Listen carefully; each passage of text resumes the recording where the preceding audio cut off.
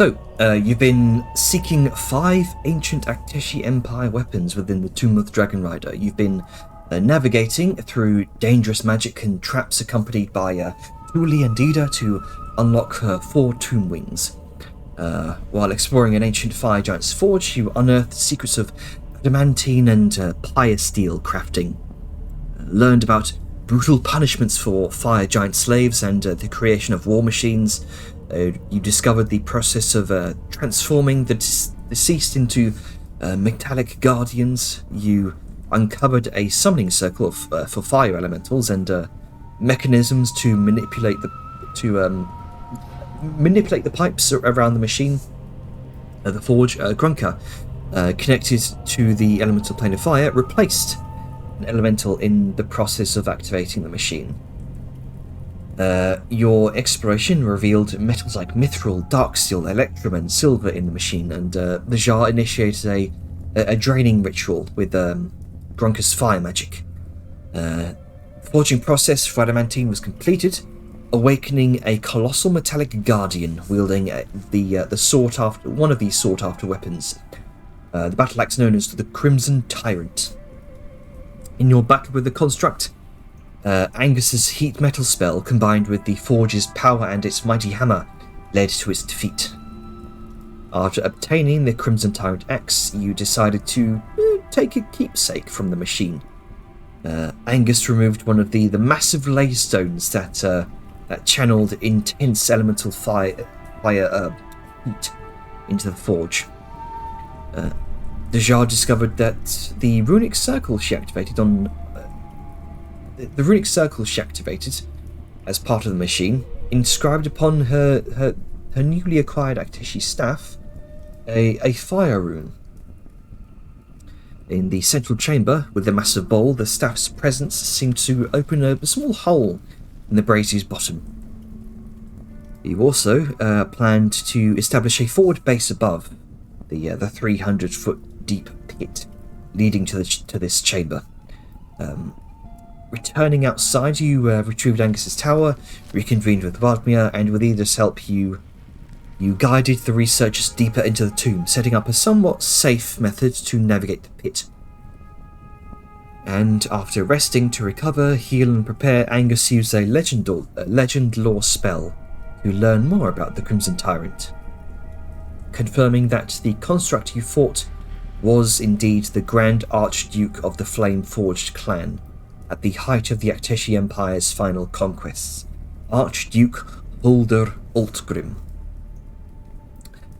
So, as you wake from your long rest, you find the forward camp has further developed during your rest. A safe path over deep crevices in the chamber floor has been established with rudimentary ropes and planks, and a perimeter has been set up around the pit.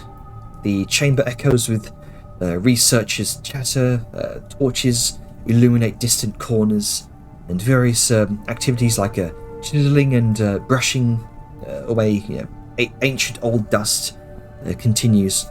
There's approximately 20 individuals here, including guards that are present, with more on their way as they are likely working to discover easier methods to descend the massive 5-foot steps that lead down here.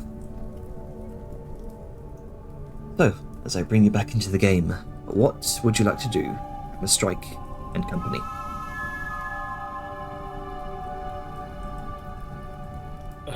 First and foremost, I still have the Crimson Tyrant. Do we want to stash it in the tower or bring it with us? I would say stash it.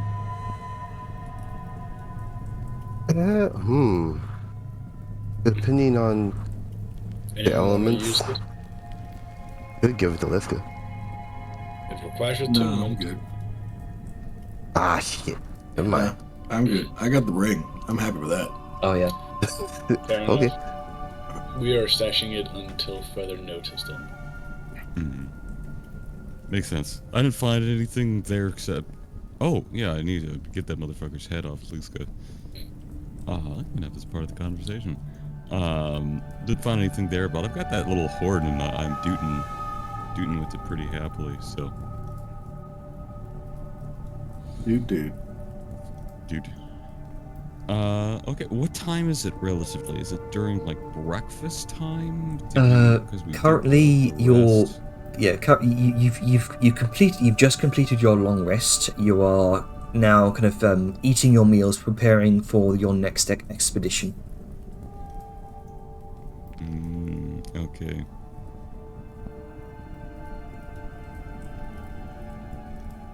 Perfect. If that's the case, you know, Angus. Well, let me do the vital one here. Oh, wait, no, we have the chili. Or is that? Yeah, Yes, you have Dejar's not unfrozen, but preserved chili. I thought that was dinner. Tris- Yeah. I thought that was dinner, unless we're having. No, chili. You don't have chili for dinner or for breakfast. Give me a second. I mean, you can mix it with like eggs and some other medium, and it can be Oh, a yeah. pretty hearty breakfast. Oh yeah, give me a second. sometimes you 30. don't choose pretty food. You just I'd rather have eat what is given to you. I'd rather have something warm instead of something chilly. Yeah. Boys, we have breakfast. It's a 31 breakfast. Yeah, it's absolute gourmet shit here. It's The a best 31 part- kind of day. That's all. It's. I gotta set the mood, set the trend as positive. A good All day right, starts because I with a roll good high on breakfast. Yeah, don't forget, you know, you have your snacks too and stuff. Get that temp HP.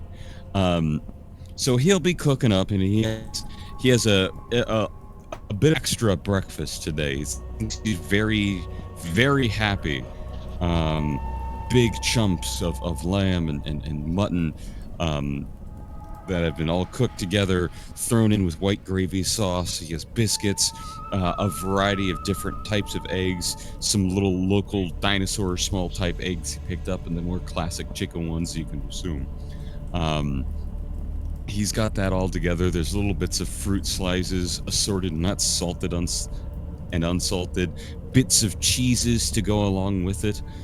He has quite the whole spread together, and while nothing screams pretentious fancy restaurant, everything does seem high quality ingredients, cared for, maybe even a bit of magic put onto this stuff, with Just just extra fresh and crisp. magical MSG. Magical magical MSG, dust of deliciousness. Yeah, there you go. Put MSG on everything. Everything. A couple of the That researchers and are sort already the alchemy jugs out. of. A couple of the researchers are just looking on enviously with their own just rations that they brought down.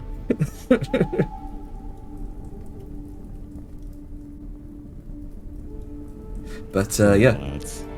you've had a very nice breakfast. Is there anything you'd like to do this? Well, Absolutely. it's difficult to say morning because you can't tell exactly what time it is down here. But for us, relatively, it is. So he sets down the big orange alchemy jugs. He uncorks the end for beer. He reaches into his own little coat because he's in his comfy clothes right now. Little coat, and pulls out his flask and says, "Everyone, congratulations! You done it.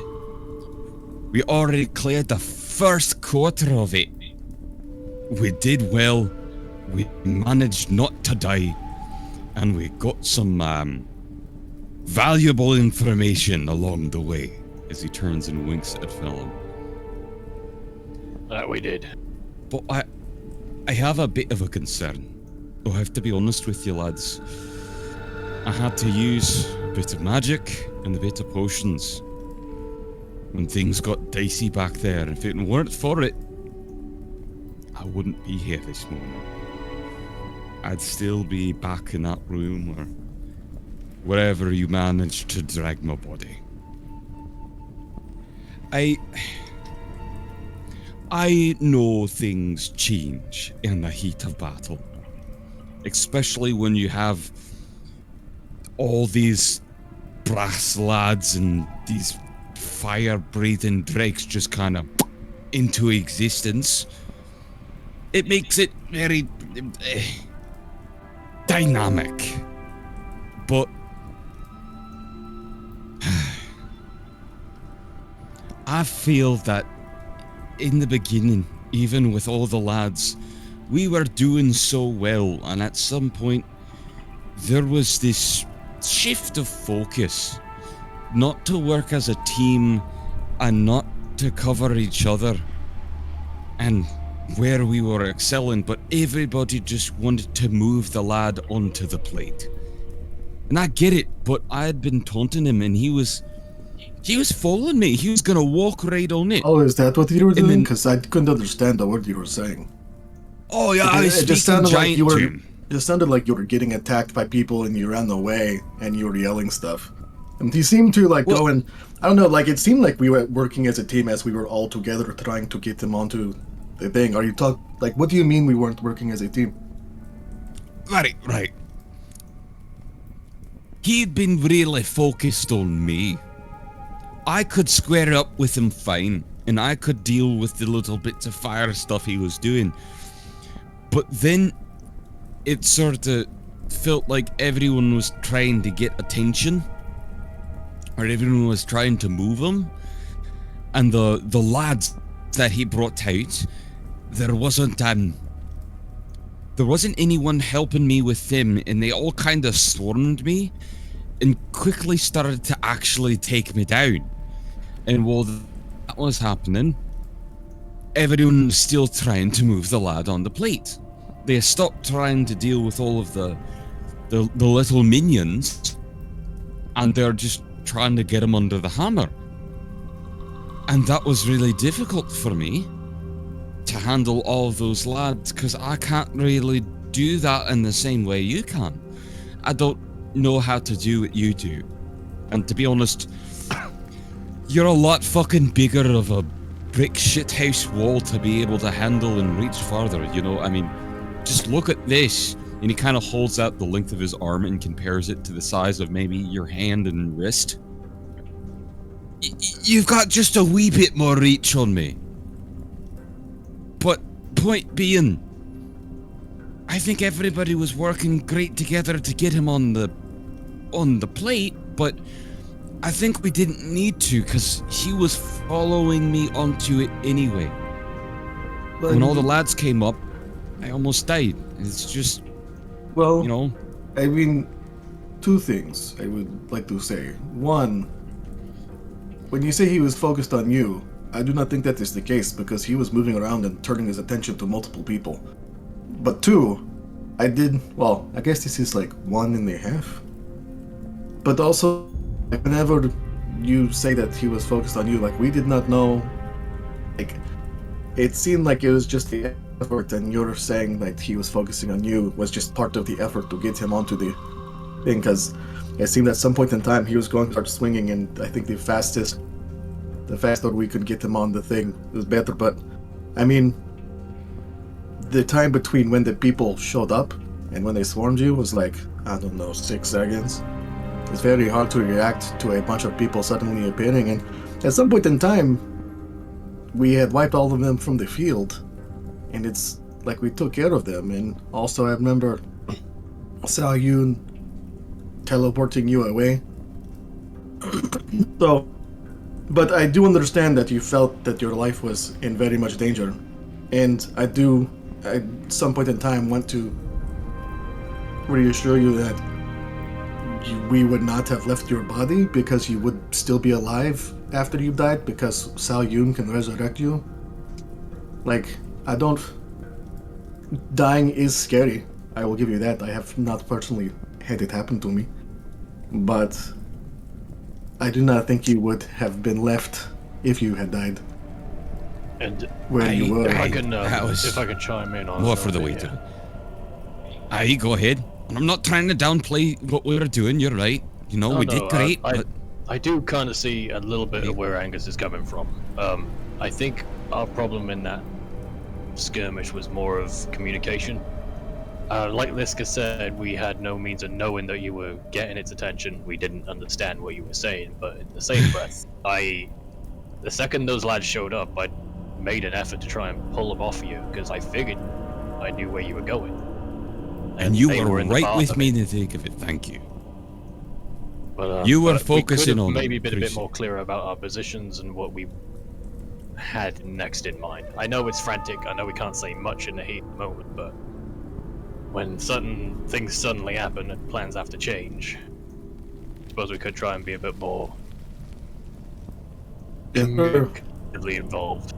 Especially given these, and Liska touches her earring so her voice goes through the earring. Like, especially since we have these, there's no reason we shouldn't be very communicating what we are planning on doing. And that is He something touches that his I and he raises completely... his And that's on me. And I just, in general, I think that is something I very much support, just being a bit more... Because while Visually we aware. all are very tactfully... It seems we are all very tactfully minded. Especially given all the experience we have together. We kind of know who can do what and whatnot.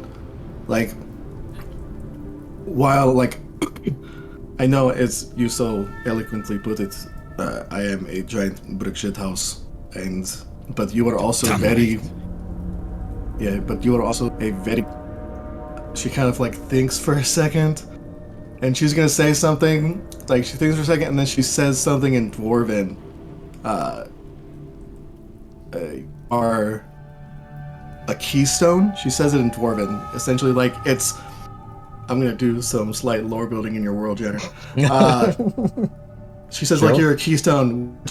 And Dwarven is, like, a metaphor for a strong, solid, built thing. Like, you are... As it is intended, it's very much like a Dwarven compliment. Like, you are steady, rock hard, and a lot of pressure can be put on you without you crumbling. And, like, she says that. She says, like, you are it's like, you're a keystone. Yeah. And, like, I know that I can rely on you to possibly, you know, not possibly, but to survive a lot of external pressure without, you know, crumbling. And, like, that could be on me, like, making a bad assumption, but No, If I any of you- actually agree, Liska. Yeah. I think I've been through enough close calls to know that overconfidence is just slow and insidious killer. But you don't need to downplay yourself so much. We got a lot of resources at our backs, and we've been through a lot of really nasty situations. I do not think you would have died. It would have been close, maybe, if things gotten worse, but we would have had your back, much like Sal managed to pull your ass out of the fire and put me in it inadvertently, but that was my own fault. But I don't think you would have ended up a corpse. Also, much I know. question. I will never allow it. Angus, do you not have any potions? Like, Oh, he was chugging them. Need. No, I did. I would have been worse for air without the ones you gave me. Thank you. And thank you for what the both of you said as well. I don't want to say you did this wrong and not take any blame. I was too focused, and I'll also admit, he had that weight in my mind. It felt a lot like the world was a black fuzzy ring around my head, and there was a little tunnel of light, and all I could see was him and his glowing face, and it was a little bit scary, and like this presence, and it made me very mad. And it only thing I could think of was to try and keep him looking at me and not at you. And I was so focused on just saying things I don't want my mother to hear in his tongue, that I forgot to communicate with you. I couldn't even think of doing that. So I'm not without blame too. It's just, this was big, and it was horrible. It was a scary, serious situation, and I know we can handle it, but if things get worse, I just want to bring up a constructive point to grow, so we can spot a possible broken link in the mail now and fix it so it doesn't become our weak link as we go into this next new tomb. I don't want it to be our undoing. Well, I don't think it will be. And it's not just you with the communication things. I maybe could have voiced what I was doing. I know I work a lot off of instinct, and a lot of you have to work around that, but it doesn't excuse that I should speak up a lot more. But this is just growing opportunities, and we did really great. I think our instincts are pretty well aligned. They also do, like, as the resident brick shit house, if at any point in time, like, one of you feel threatened or, like, in specific danger of losing your life, just, I am an earring call away. Like, I will come to you. Like, I don't care who I have to go through. Like, I will be by your side. So, if that is just something I wish to put out. Hey, I appreciate that. and I should have said something. I didn't, and I should have. I don't know if it was something he was doing, or if it was just the moment, or because they were a giant. He did seem to, like, point at you and say something aloud. It's like the same word. It was like, it's like my command spell, is what it was. Oh, was that what that was? Yeah, he even he made hit me with that the second he showed up. He did that, and he made me kneel for a moment. It was fucking. I couldn't even see. Just everything was just that grey, black fog, and then just, I burst into flames. That seems almost a older version of Dominate. Not fine-tuned as it is now, but it seems like it. Well, he did have, from what was said, he did have those, like the axe. The Crimson Tyrant allows him to do that, but also, and Liska holds up her hand, which has like the ring. This also allowed him to do it as well. I hope I'll find it like that's because that is very good to look. Some like fuck off. I don't even know what it is. I didn't get to him. Only thing I saw, you got his skull, right, lass? Yes, I cut it off. I cut off his head. I have his family and the rest in the tomb. I'm trying to collect giant skulls for a project that I'm working on, and also as sort of like a morale thing for all the folks in my temple. Is there a way I could barter that off of you or do something? It would mean a lot sentimentally.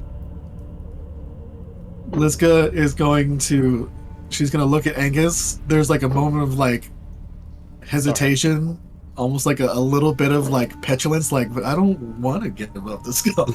and then she just like, she sighs and she's like, okay, hold on. And then she unfolds and throws the portable hole in the ground, and she like jumps down into it real quick. And then like a second later, like her hands pop up over the edge and there's a giant skull, and then she climbs back out.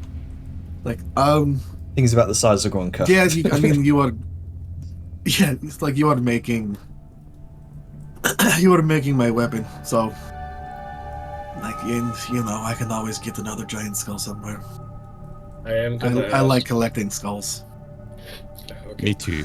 I am gonna ask you, Angus. You're not planning on turning that into a shitter, are you? Oh, no.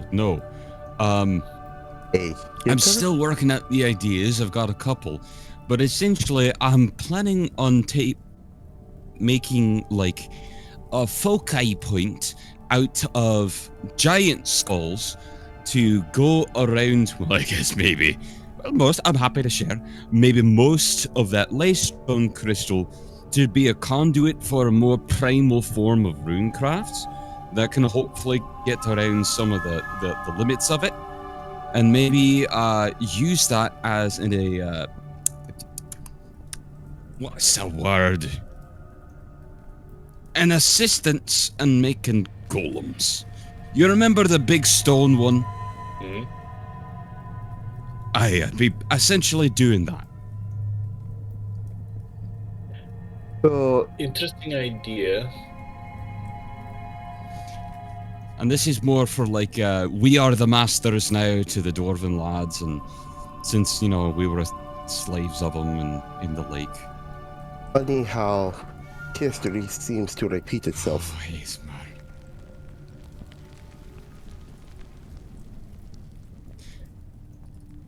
Anyway, I won't ask for something for nothing. I mean, you're making my weapon. Have I paid you for the weapon that you're making? Phil, maybe I have. I don't remember. You can pay me in the blood I get to keep. Yeah, sure. That's a rather loaded line. Grim way of going about it, but okay. Well, I mean, some of it's literal, some of it's metaphorical. You're just side eyes. I mean, if she's got a good weapon, I'm less likely to bleed. I get to keep my blood, and the rest Okay. is you know. okay. You know. Right. You know, I will do this. I can't really. It's more of like a bicep band. I don't really need it, but you know, I think this one's pyrosteel, and you know, I think the contrast of the red with your blue would look quite nice. So this is for you. Oh, thank you.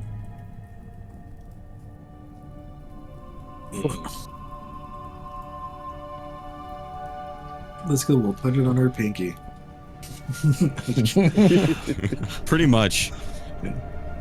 Well, that's the big thing. I just wanted to talk about that, and because it was a dire strait, and I'm not without blame or room for improvement either. It's just, I think the big takeaway of this is we all need to communicate better. Even if things are tight, we can find a way to with the earrings. Great point, Lisa.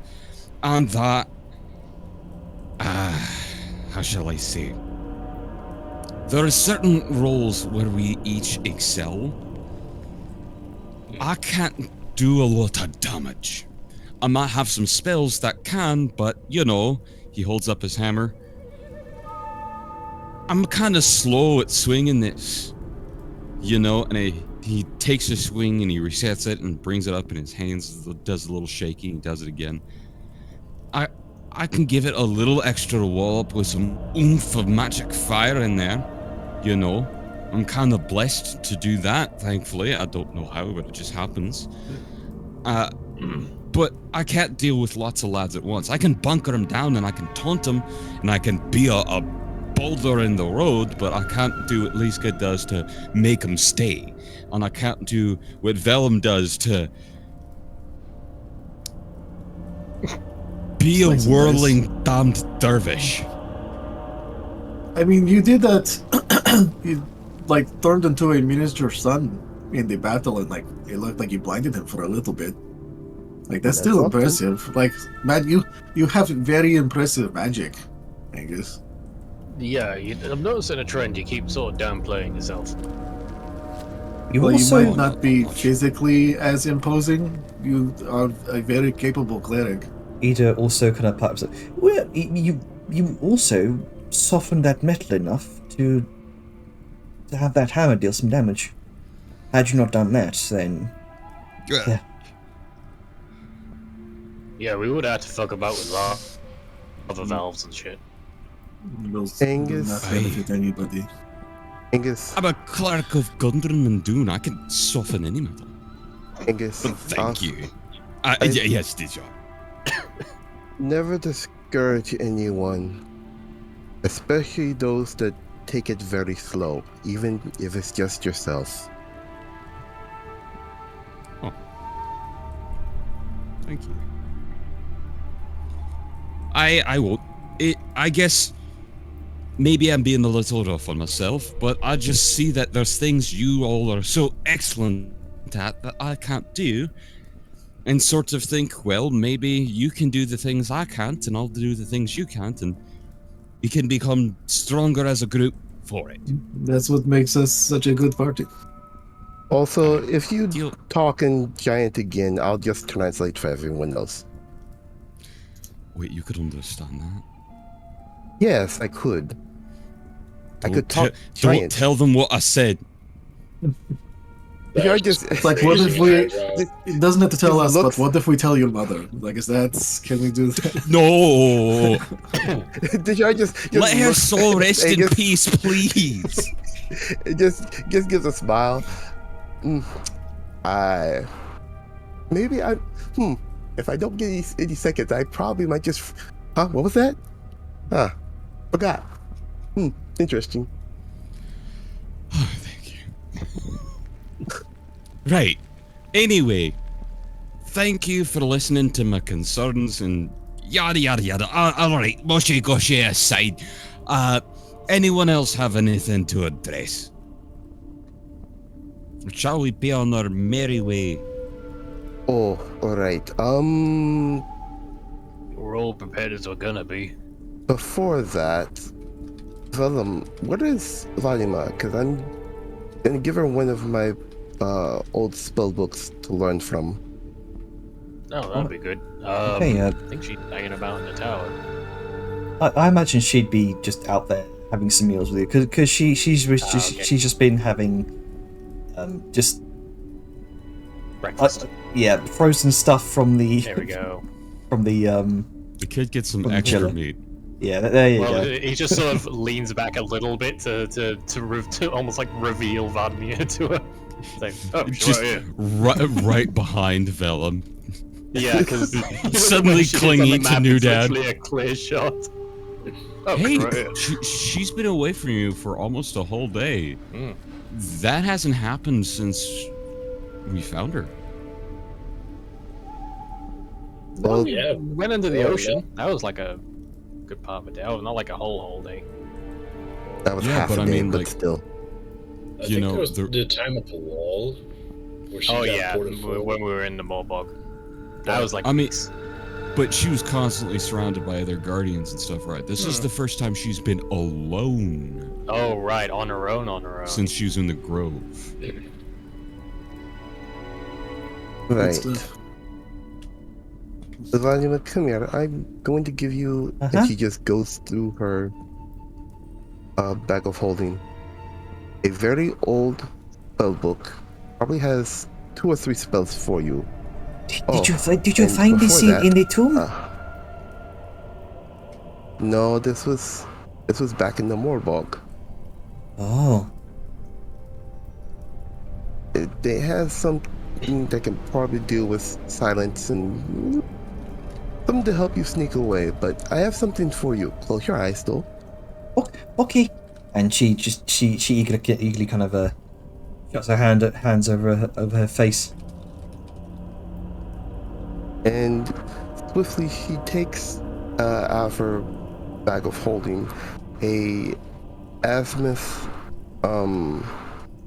little necklace of a moon, and then clips it around Viola's neck. You can open your eyes now. Got you a little gift. Forgot to give it to you back in Itzel. She looks down. She's currently using your tail like a little bench, and she kind of she kind of she feels around her neck. picks up the pendant, looks at it. It's like it is a symbol of aura. Yes, that's the reason why I got it for you. Beautiful.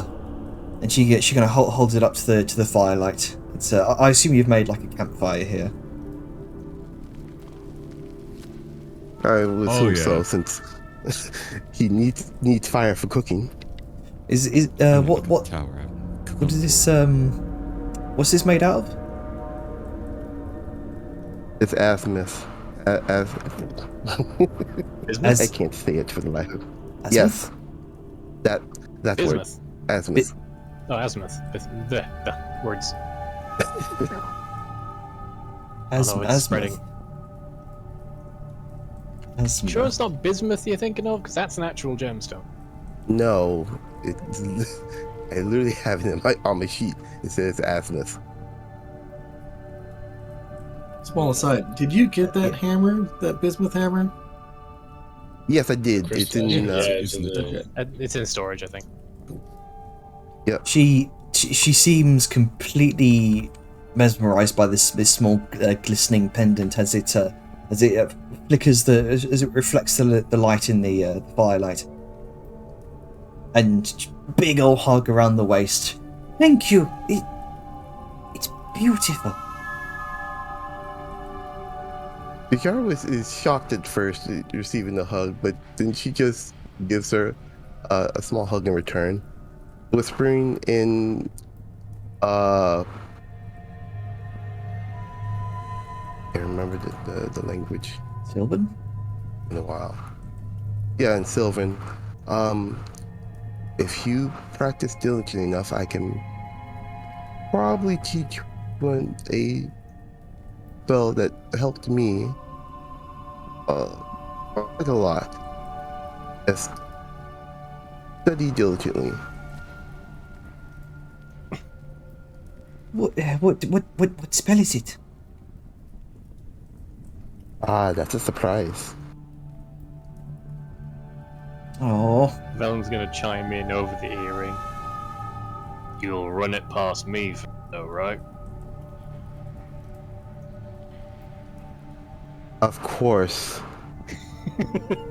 He just gives It's a silent looks look. at Of course. Now that you've asked me to, of course I will.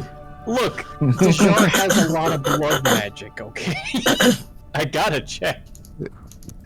the father. Okay, sure, right, all right. Look, you know, it's the job description, okay? Vladimir kind of pouts at you, Dejar. Ask for that. Vladimir kind of pouts at you, Dejar. Well, Vladimir will hold you to that. And she goes. She folds her arms. You can tell she's trying to pretend to be some sort of authoritative figure on the subject, but it's not coming off very well. You tell her, Maddie. He just gives a little chuckle. All right. And she's kind of, can Vladimir be excused? Go on. And she Yeah, sure, immediately go on. she immediately takes out the book, kind of flicks through it, and just rushes off into the tower. Of course. Well, she's got a passion for it.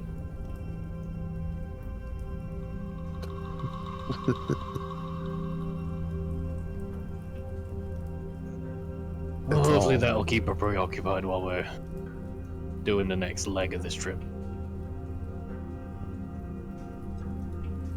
Alright, speaking of the next leg of this trip. Everyone has the appropriate spells to allow them to absorb elemental damage. Velen has Trickle of blood down her nose. potion. pronounced disable. Has the potion of lightning resistance, as does Grunka. And then Tuli and Ada, or those who have the capability, have means of giving protection from anarchy. Yes, we are Um, quite prepared. Oh, that reminds me. Uh, I have hey. these potions, which I think might be more suitable for the more physically active, I guess. Gronka, you might want one of these. Oh, no worries. And Sao hands him a very pink potion. Sorry. The image is literally pink, okay? Oh no, it's just that's the. Never mind, continue. I'll Um, do it in text. I found these a while ago. They're not that pink, but You said very pink.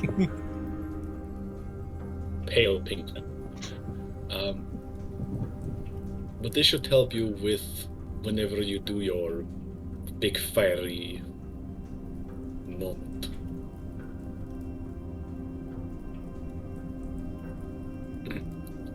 Oh. What did you do? Well, for once, it removes any kind of feelings you might be suffering. Anything that would sort of slow you down or impede your well-being.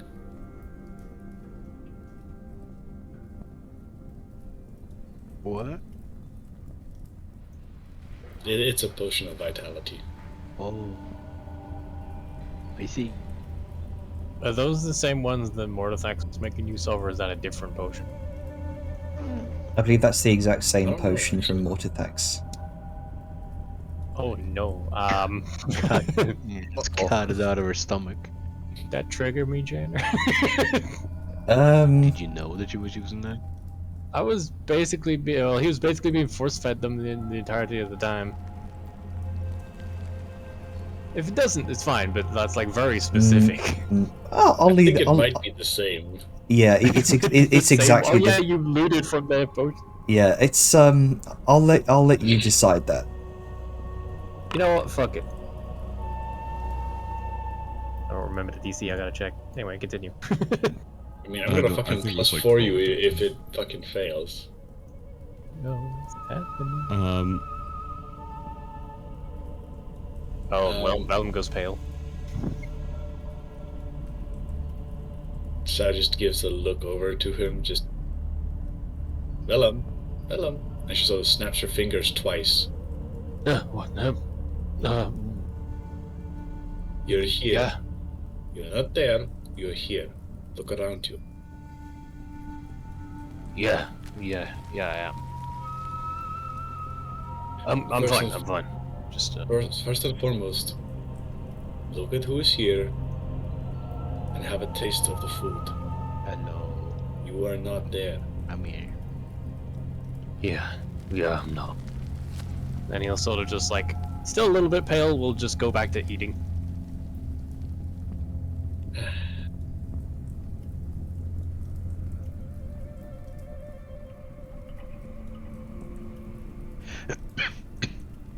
You alright, lad? Just memories. That's all. They'll fade. Hey. Well, speaking of things fading, he's gonna kind of turn over to Ida. Do you think things here may have faded into undead corpses? She kind of thinks to herself for a moment. And she can make an Arcana check. I ask because I have a few spells and I'm trying to get the last of them all set. I can give protection from evils and goods and things like that. Literal angels and the like, or undead, or even some elemental things, which may be useful if elemental is, you know, the guiding theme here. But I don't know if they would be actual elementals, you know. I don't know enough about that. I'm still a little bit hazy from our last expedition into the forge, but I would imagine that undead could possibly be a thing here. Tully and I have run into our considerable number of undead creatures whenever we've explored ancient tombs.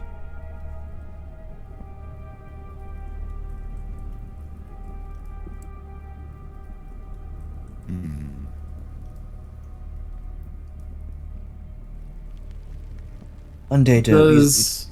I was to kind of reference something in the chat. Like, I know they had exhaustion 2 levels before the long rest, but didn't we also cast Greater Restoration a couple times? Is this even after the long rest, like the rest of them?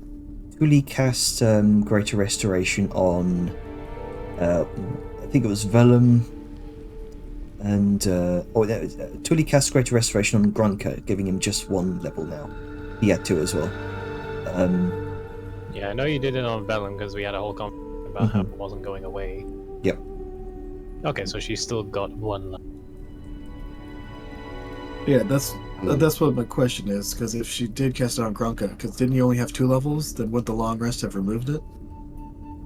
Well, you see. Frenzy. Well, you see.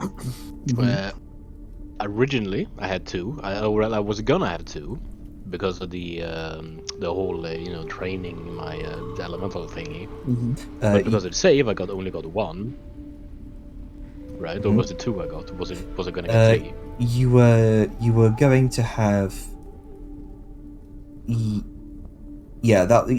were going to have 3. Well, my question is, like, how much did you have before the long rest? During the combat, I had 1 exhaustion, and then I used my frenzied rage. I had 2 before the long rest, so I have 1 exhaustion now. Okay, yeah, that's what I'm saying. Because if she cast Greater Restoration on you before the long rest, then you wouldn't have 1. No, because I had 2 before the long rest. Yes, but if you 1, had right? Greater Rest, yes, but the long rest removes 1 too.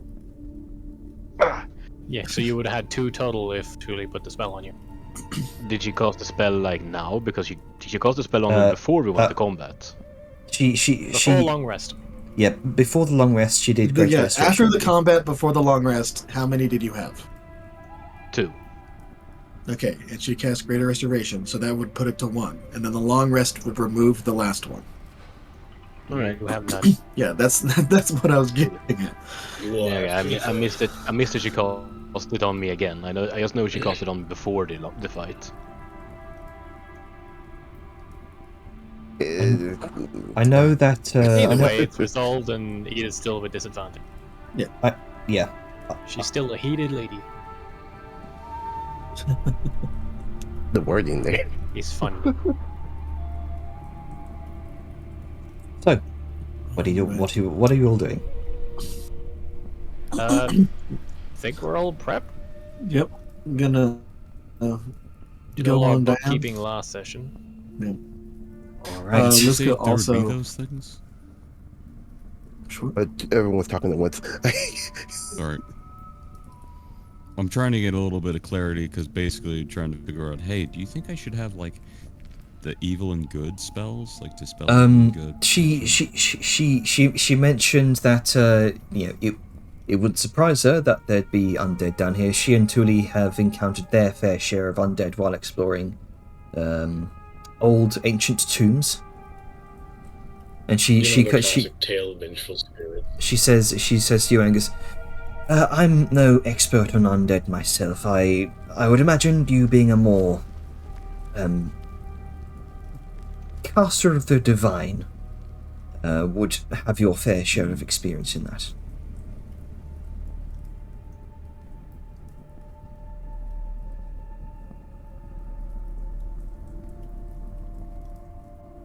Sort of just nods. Right then.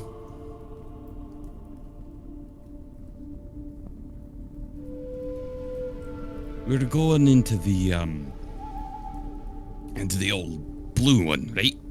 Was that lightning? The turret still is good.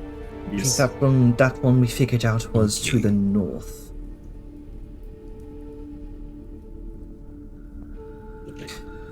Very well, shall we get moving? Right then, shall we? Alright, so as you all pack up your things and prepare for your next expedition, you kind of wave to some of the researchers and letting them know that you're about to head down into that pit. You are all given a wide berth. A few of the researchers gather to kind of taking notes. And since you have set up that rope ladder effectively, there are no rolls you need to do, no spells you need to cast. You can just descend at a leisurely pace until you return back down at a 300-foot pit, returning to the entrance chamber. I will also say that Liska is not in her gold armor anymore. Okay. She has changed her. She has changed her attunements. Well, the gold armor gave her resistance to fire damage. Yeah, fair. And definitely not with the side effect of rizzing. Yeah, that's just, a natural coincidence. feature. So you're wearing your It just kind of does that. So you're wearing your mithril plate then? Okay. Yeah. So if I can find where it is in my ship. I will also go ahead and delete the instant fortress. So Oh no, Also, as it'll be noted. Yeah. Yeah, go. I was just gonna say it would just be noted that you will notice that the jar has the spooky arms again. Oh man. We're in the skeleton ring. So as you continue your journey through the northern corridor, the imposing stone head of the blue dragon gazes down at you this time. Despite the passage of ages, its eyes still emit that eerie and ethereal glow, casting faint light in the surrounding darkness. Oh shit! Sorry, never mind. This is for the next wing. Sorry. Okay. Nothing. I just realized I have a gem-encrusted bowl. I was like, oh, we can do Hero's Feast, but it's too late. Liska, saw it when she jumped into her portal hole, but then she's just oh wait, the skull distracted her. Yeah. It's fine. We got it for later, which we may need. Yeah. Each step down the colossal staircase emphasizes the immense scale of the giants who once frequented these corridors. The stairs, constructed to accommodate beings of colossal stature, underscore the grandeur of these ancient inhabitants. In this Forgotten Wing, the air carries a musty, sort of time-worn scent, redolent of the weight of millennia and the hidden stories etched within these very stones. You can see a number of the what may have once been brightly coloured frescoes, now faded with time, seem to carry the patterns of roiling seas and oceans. The radiance from your magical light sources dispels the shadows, revealing those some more intricate carvings, recounting tales of long-forgotten triumphs and ancient rituals. These images seem to narrate the feats of the giants who once roamed these sacred halls, now unveiled to you as the first explorers in countless ages. The tomb awakened from its enduring slumber, shrouded in this profound silence, broken only by your footsteps as you ascend each massive step. The multiple crevices within the ruins seem to divide the hallway into fragmented sections, serving as evidence that this wing too fell victim to the catastrophe that shook this tomb. But with Liska's and Thule's collective strength and Thule's ability to transform it into an eagle, the passage over these chasms becomes manageable as they all kind of ferry you one by one.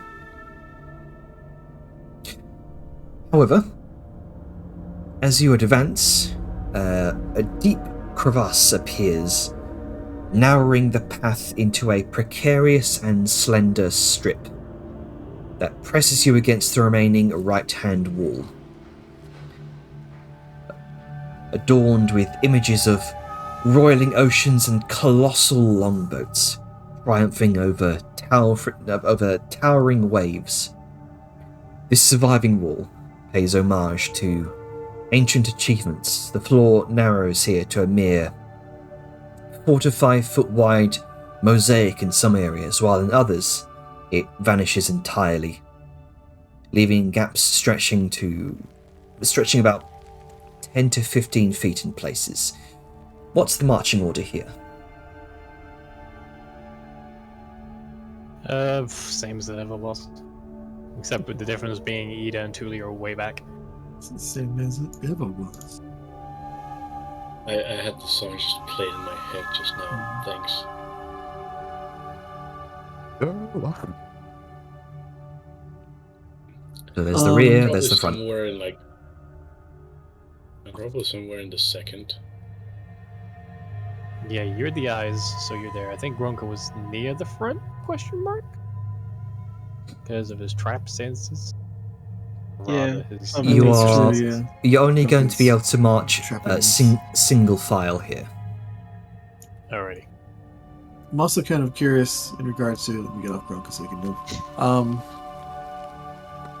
So the way that you're, so like we're moving through it, and like the floor is missing, and we're like kind of I stuck will.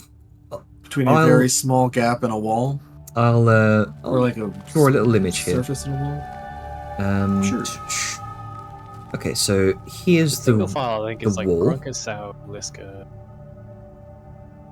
There's the wall. The floor is this sort of fractured, jagged looking remnant. And you can see in places the... There we go. Yeah. Okay. Yeah.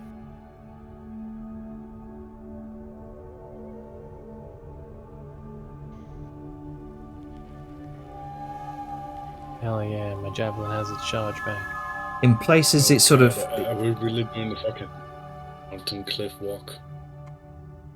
At Indeed. least at the moment, this place is falling apart. So it seems like Chief. Oh, And boy. there's a massive crevasse. Oh. There is a massive... Come on, drawing. There we go. Yeah, there's a massive crevasse Everything that is a mountain folk. effectively sort of runs the gambit of the entire length of the hallway. That is effectively just caused the entire hallway to collapse, save for this small sliver of a floor. You can see the crevasse sort of descends about 100 feet. And despite the passage of Joy. time and the ravages of catastrophe, the columns, the columns and architecture exude this more classical grandeur. Best way I could describe it, compare it in real life, is like this sort of ancient Greek architecture, if you will. You can see shattered visages of sea serpents, relics of a distant era, are scattered across sections of the wall and wedged into the jagged chasm below. You can see the pillars that have remained, or at least partially intact, at the bottom of this ravine, have these sea serpent visages sort of coiling around them. And from the depths of the jagged ravine far, far below, you hear the echoing rush of water. The air becomes cooler, carrying a slight hint of moisture, met by the occasional... I don't know, best way I can describe it is this tingling sensation and a pungent odour, reminiscent of metal or burnt wire. Oh. Hmm. Ozone burn. Not Hey. good. You smell that? No. Angus, as you're smelling this, you Don't notice tell me that you farted again, Angus. Angus kind of looks over to the rest of you, and you can all see his mustache. The ends of his mustache are standing on end. Is this mustache all poofy? Little bit. Sayun, you can make out tiny static shocks jumping from the ends of his mustache. He goes and he reaches over and he kind of, as he does his little shuffle waddle, and he stops and he stands next to Sao Yun and goes, "Wait, you smell that?" And he reaches out and he reaches up and kind of grabs at her shoulder to stop her. This slight static shock. You feel the slight static shock on your shoulder, between your finger and her armor. As a miner, would I have been aware of the dangers of static and sparks while working with deep earth gases? Oh yes. And he just kind of doesn't, and he looks. Oh. We got to be careful. So I was just looking down to Angus and just nodding slowly and just motioning with her hand as if she had a mustache. Just, you might want to be aware. Oh, I know what to do. And he reaches in his pack and he gets out little pieces of little bits of copper, and he runs them through his mustache, and then each end clips it onto his breastplate to ground his mustache to his armor. There you go. And he'll take the rest, and you know what? He's gonna say, "Before we go farther, I've got an idea, lads. Let me see your shoes." What shoes? What shoes?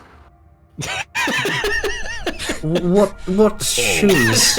More than You know what? Fair. half the party doesn't have shoes. Literally. I think it's only Vellum, you, Angus, and Sayun which have shoes. So, yeah, everyone else is Yeah. either hooves or just not. Grunka is barefoot, Yeah. technically. Yes, yeah. We got 3 pairs that have hooves instead of feet, and we got one that has no legs, all ass. I fucking hate the fact you said Ass that. propelled snake. Rule this day. Oh. Oh no, my plan. No, Liska is gonna look back at her tail. It is Poofed out. She's gonna casually brush it up against Vellum.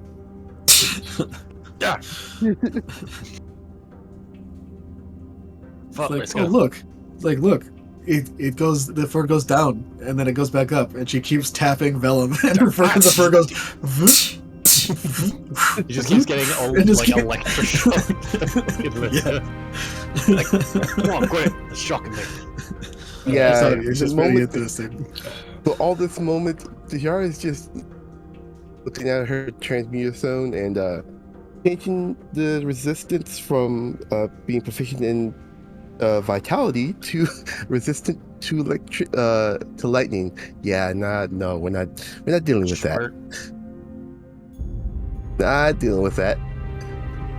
Liska enjoys herself for a few seconds more and then stops chugging Vellum. Alright. So this reminds me of a few things. Sometimes a while back, my weapon would sometimes do small discharges like these, but this is all around us. Like, it is literally in the air. So let me ask you this. Now, have you been near a, I don't know, a storm and saw something like this happen? A few times back home when there was a thunderstorm, yes. How about traveling over the seas on a boat? Once. You're luckier than I am. I've seen it more than once. I was told to get below deck. No such luck for me.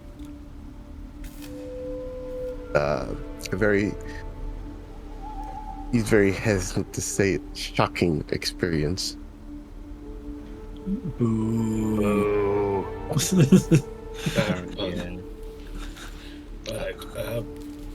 I don't get it. so let's be wary about who and what we are touching, because, well, So, any metal, don't stand anything metallic. Look, Stiliska. Grunga touches anger. Or Angus, rather.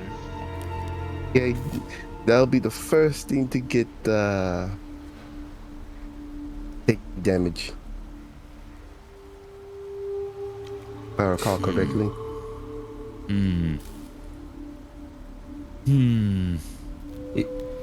I also remind you about areas of the floor up ahead that seem to just vanish entirely down into the ravine below, leaving these long gaps of like 10 to 15 feet where there's just no floor. What are your plans for dealing with those? Yup. Alright, 10 to Sneck needs to. 15 Well, alright, you know the plan, Dijon. Do I? Right, I know you don't like this idea, but I'm gonna have to carry you across these No, buildings. Hey, No, you're Grunka. I know. You have those. You have pitons and rope, yes? Yeah. In the grapple.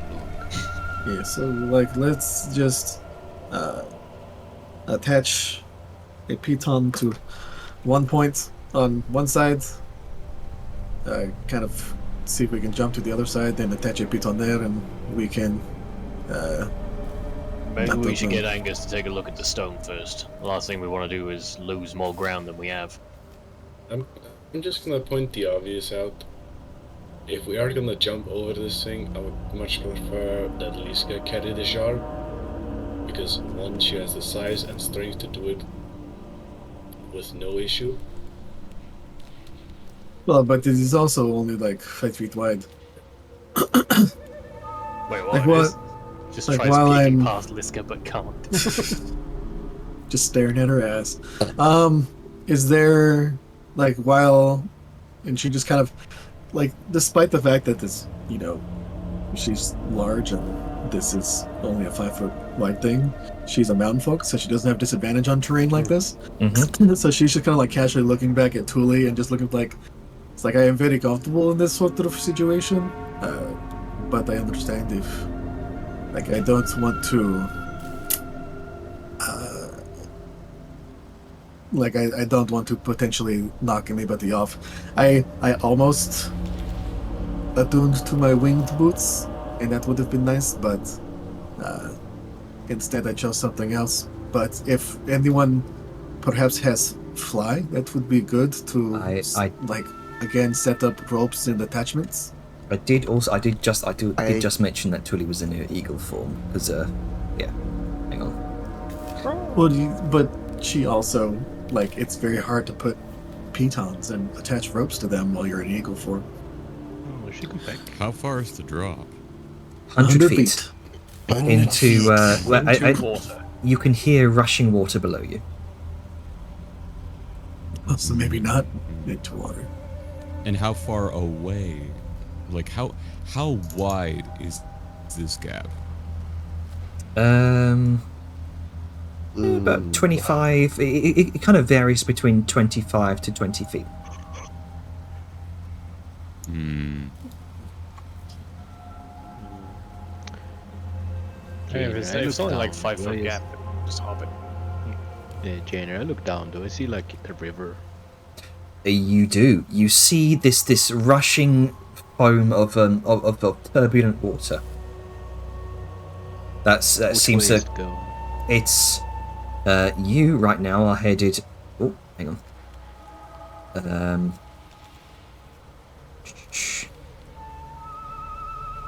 Oh, hang on. There we go. You are headed. You are headed that way right now, and the water is rushing that way, opposite direction. Okay. Okay, so going the opposite way. Okay. Going upstream. Hmm.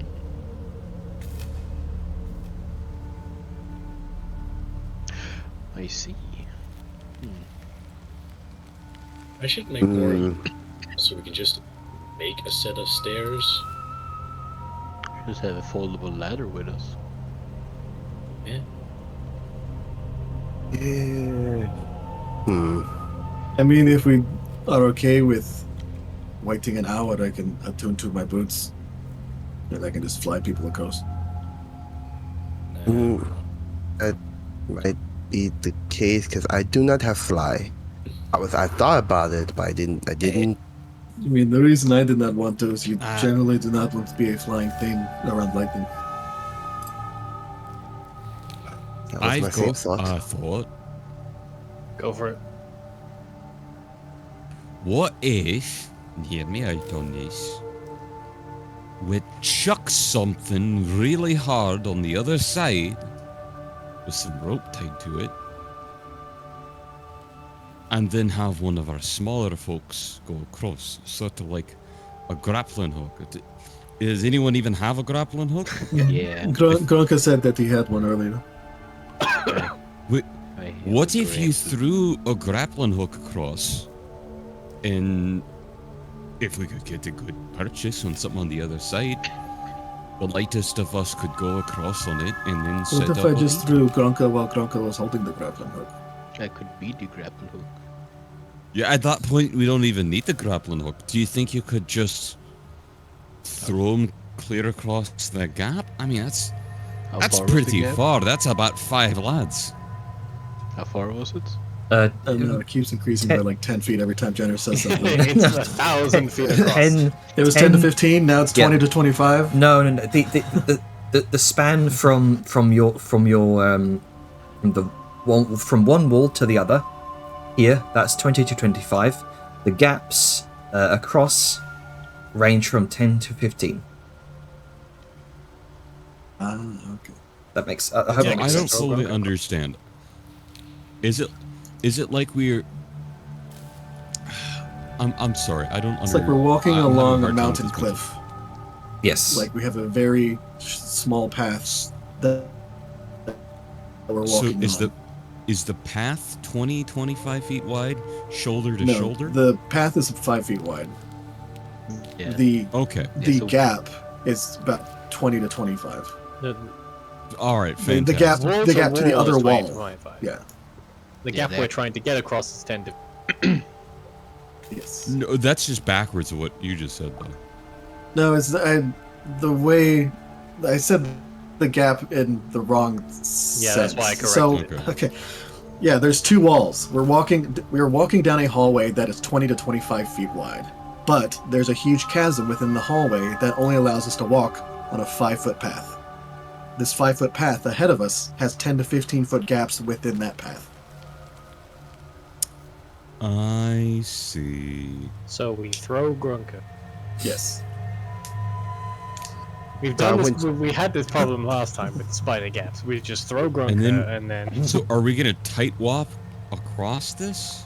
Wait, How will we climb? Are we gonna?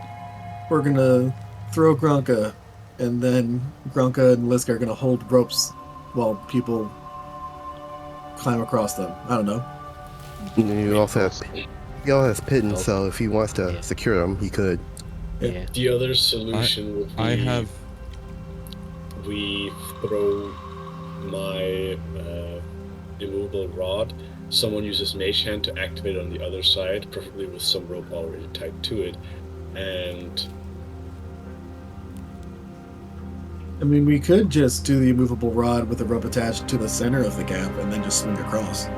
That too. Let's do You that. might then. be an issue, but you would just literally grab the rod and swing. Yeah. I mean, we did that to cross the lava, I think. Yep. So yeah, let's do that.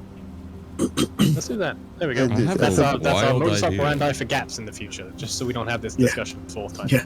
Okay. Immovable rod with rope. Swing across. All right then. So that is easy enough to do, which is a good thing too, because you notice in particular, Sayun, as you're helping set this up, there are areas across the other side of the pathway of a very, very thin floor, and had you like, you're smart, you'd figure this out.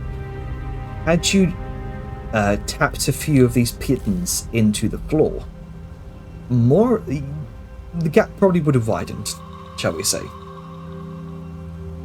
Yeah, that's why when it was first proposed, I was like, let's get the stonemason to look at that and make sure it won't fucking vanish. Oh, I was saying that to the wall. Attach it to the wall. Ah, okay. Like, no, you wouldn't do that to the floor. That's silly. Yeah. Well, The either floor way, is, we got a method now. Method to the madness. As we are sort of getting ferried across, Sao just sort of almost leans out over the edge and just looks along, like,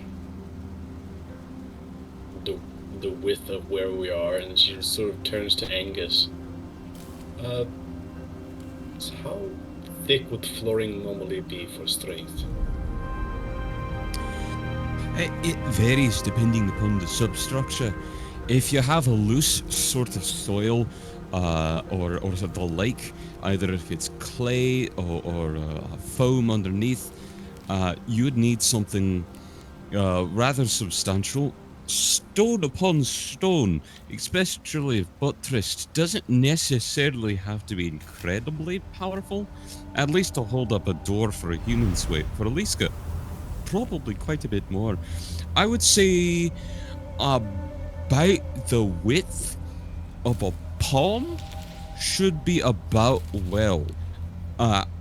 Two maybe for Aliska's sake, since there's a lot of weight focused on a smaller point of a hoof rather than spread out over in, a foot or two. Okay.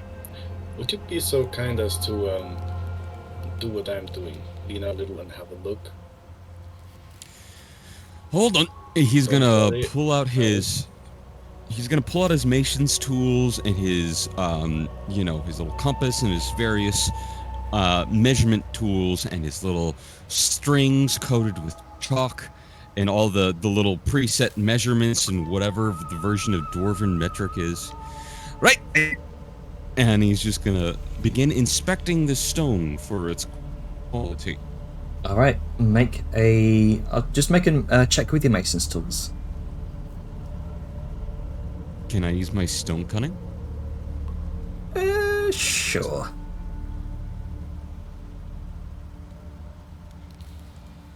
So let me see if that would work. It's only set for your history, Yeah, so we'll I just do it manually. Okay. Maintenance tools. Yeah, just stick What your. would you say? Would this be my wisdom in understanding these things? I will say Or would this be either. more like intelligent? I would say either wisdom or intelligence. I'll go wisdom, because that's good for me. I'm gonna guidance 30. that, of course. Let me just 30.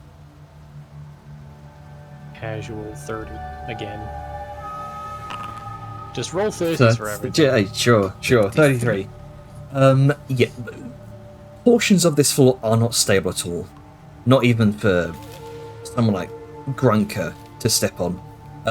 In fact, as soon as you kind of not chisel, but kind of put any sort of pressure onto one particular stone tile or set of mosaics, it just crumbles out beneath you. And because you rolled a 30, you watch as the stone sort of impacts with the with the rushing water below.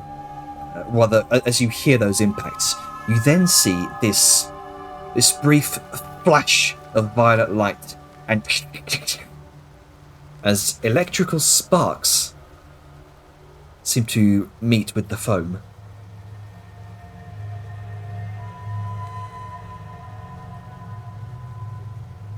I see. So, unfortunately, this is a classic case of groundwater erosion. So, we see that we have the running stream below us. Well, that's had to come from somewhere.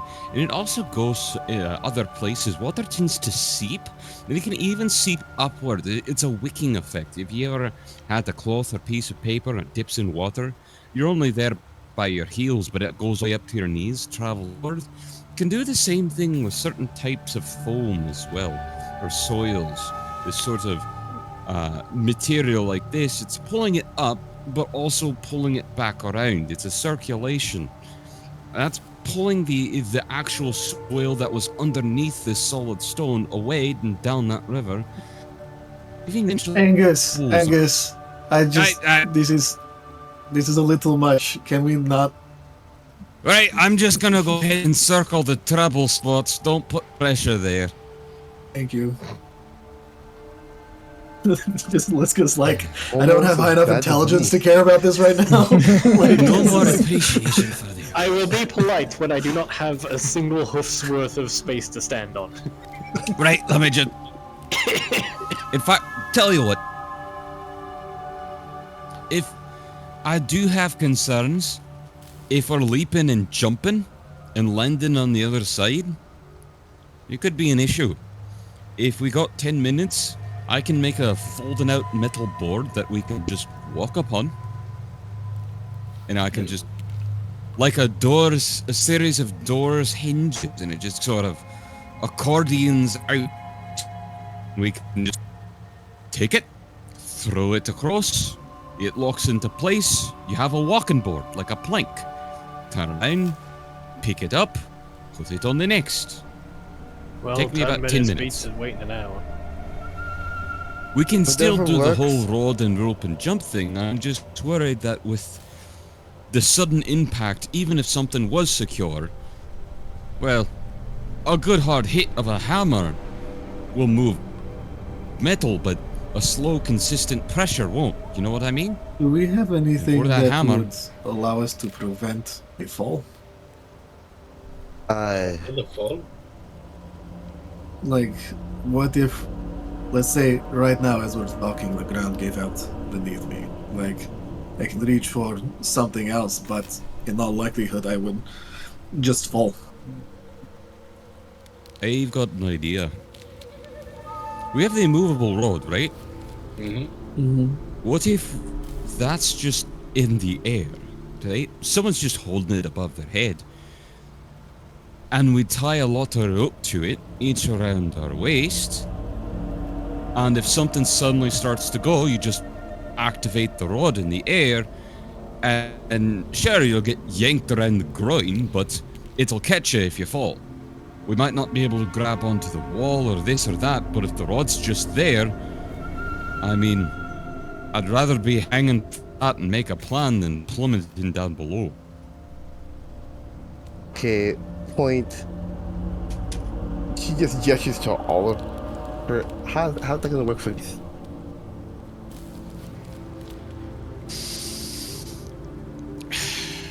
She don't have a groin, Angus. I mean, I'm going to. I'm she just going to. does, but it's not ignore between that. any legs. It's just, yeah. Let's not talk about this. Man, it's hard working with you. It's hard working with such a Let's say diverse group. It's like, A naga. It's not everyone has hard to take into say. consideration. One of these days. One of these days, I'm gonna have legs. Then you'll see. Alan's been rummaging in his bag this whole time while this conversation has been happening. Yeah, I feel like once we established the rod and the rope, we like established that like we're moving forward, right? And Angus Yeah. is checking the ground as we move, Yep. just albeit slowly, Mhm. right? Okay, good. Because I was like, I hope we're not still at that first gap. Decision for If we're swinging on this rod, right? All we really have to do is each person takes a bundle of their rope, right? And tie it to the rod. So the rod has the 7 different pieces of rope or whatever on it. But if somebody starts to fall, whoever's placing it there or doing the mage hand, whatever, just activates it. And essentially, it would be acting as climber's rope, with a movable piton, whatever, Yeah. wherever you want it to be, floating in the air. Question, Jay. Mm-hmm. Who would be most vulnerable to a fall out of us? I figure Sneck is Probably an assumption Dejar. because, you know, no legs. But I'm trying to get a good sense of, like, the priority. I feel like, oddly enough, Snake is the least likely to cause a fall because her weight is just so spread out. A cause a fall, most likely two. Yeah, I don't think she... Yeah, I think if there is a fall, it would be harder for her to save herself. But as far as anyone that will cause a fall, it would be Liska because she's got all that pressure in an even smaller area. I mean, her hooves are like the size of dinner plates. Like, they're big. It's all evenly distributed area. Yeah, but she's Yeah, still. but you're also she's still like 4 like. times as much. A Yeah, big bitch. she's still fucking huge. Yeah. Yeah. She. Does all right. Well, Angus, if you fell, do you have a way to catch yourself, or are you gonna struggle? He's just kind of peered down the edge and leaned back very quickly. Oh, Right. Let's see. He's gonna pull a couple of potions out. Listen, pass that down to Angus, please. Sure. And she grabs it, reaches over Sal, and hands it to Angus. And I'm gonna do a potion of climbing. If you can at least catch yourself on the wall, you'll have an easy getting up. And let's see, Dejar, you're gonna have to rely completely on upper body strength. So here you go. You have one too. So, you Okay. guys are, if I'm to understand this correctly, you guys are taking lengths of rope, tying it to yourselves, and then tying it to the immovable rod, which is being held over you by someone with a mage hand, and is going to click it the instant anyone falls off. Yes. Okay. I would guess so. If shit goes wrong, people got potions. All right. Well, a couple of people got potions. Good stuff. So you Look at continue us being on. prepared. Yeah, there you go. Continue on. So prepared. So Angus accept the potion. Just. Alice, you there? I haven't been prompted. Oh, there it is. There you go. There it is. Oh, I accidentally sent you two. Can I have one of them back? No. Look, I need one in case I fall, okay? I'm the most fucking bad luck prone person in the group. Where is it? Potion. Unfortunately. To right click the item that they send the player. Yeah. Yeah, we're all Oh, prepped and ready to worried. go. Lad gave me too many. So What are you calling me, fat? Let's because big hands grab two of them. You held up too. Shut up. So as you're discussing this, passing potions back and forth, kind of advancing further down the corridor. Grunker, I'd like you to make me a dexterity saving throw, please. Oh boy. Let's see. Advantage on those. Wait, nope, hold that thought. Because Angus specifically said he was highlighting areas of weak flooring, didn't he? Yep. So never mind. Never mind. You avoid these areas of weakened floor, and because of this, I imagine Angus is up front, making, I would say so. yeah, being very careful to proceed with caution, outlining various areas of weak floor with I imagine like chalk or charcoal. Pretty much, yeah. He's using like masonry chalk. And you very easily avoid, with that 30 you rolled earlier, areas of weak flooring that might give out from under you. Nice. So, eventually, as you slowly make your way around, the hall sort of weaves to and fro until eventually the crevasse widens. And then thins and sort of veers off to one side, allowing your group to move forward with greater ease and confidence, free from feeling free from the fear of falling into the dark abyss below. And with your magical light sources cutting through the surrounding gloom, they eventually unveil the source of rushing water. A colossal mound of rubble. You can see water gushes from this chaotic pile, creating a torrent that plunges off the edge of the cliff.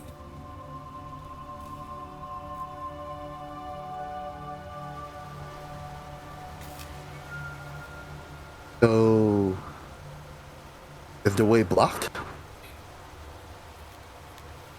Can Liska look from her height to see whether or not, like, there's something like a gap above the debris?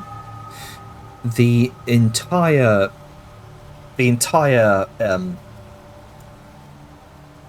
end of this hall seems to have been cut off by this collapsed debris. It's from floor to ceiling. The entire place seems to have collapsed inwards, and you can see just water sort of spurting through tiny little gaps in the rubble. And that seems to like fall down into the chasm below. Mm-hmm. Okay. I shall try to draw like a small impromptu sketch of it. 1 second. Doodle time. Doodle time, indeed. Okay, so that's the far wall. I'll just stick that about here-ish. This is the other wall. And... oh, oops. Here is the pathway. It'll let me.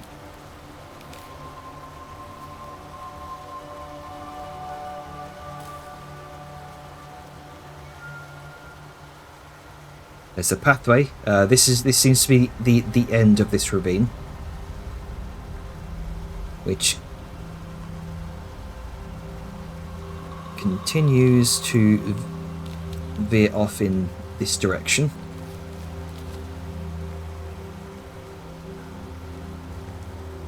And there is just an enormous mass of... I'll just... there's an enormous mass of rubble here. I hope this real janky sketch makes sense. So I'm assuming so It that does. we are. It stops. There's a gap, and then there's rubble on the other side of the gap. Is that it, or is it this portion? The chasm veers off to the left and enters to the wall to the left. Right. This is the solid room. Got it. Yes. Jander, can you do like some hash marks over here so we can know that this is Sure. open air? Well, guess we better get digging.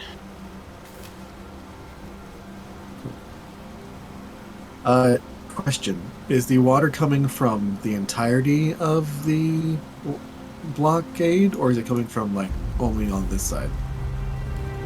Here. In fact, what I can do. Blue lines. Oh, never mind. Cone. Water. Cone of wet. Wooter. Wooder. Milk. Milk. Right. Liska's going to look over to this part and then the rubble that is by them is like, you know, if we like possibly remove some debris on this part where the water is, if we allow more of the river to flow, it might help us move the rest of the rocks. In fact, just to make this more accurate, it's a few little like spurts coming out of it. There we go.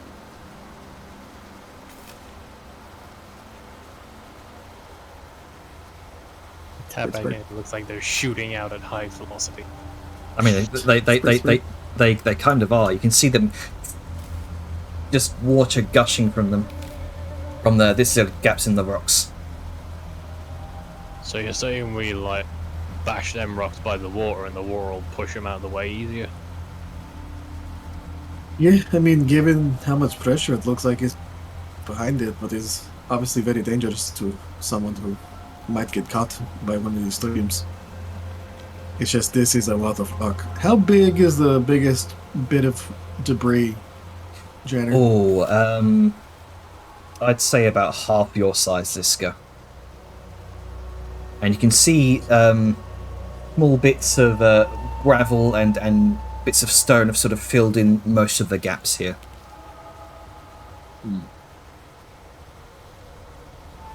Are we trying to get the debris to go? Is that ultimately the goal here? That's what it looks like. Yep, it's blocking the path. I've got an idea. Sure. Please tell me it's a safe idea. I no longer have an idea. Well, there may be a way to make it safer. So, you take one of your bombs and you make the wick longer. Right? Give us plenty of time. We send me down there. I carve a little spot for it to go in just the right spot to make everything go kablooey and get out the way. Hell, we don't even need to make the fuse longer. Then we bring me back up. Dejar, you throw your firebolt at the fuse to make the whole thing go once every in a safe spot. The bomb cracks the stone in the perfect way. Everything gets carried down while we're all up and safe. Oh, okay. Right, I am getting over here then. Alright. Before we even start with that. Yeah. Oh.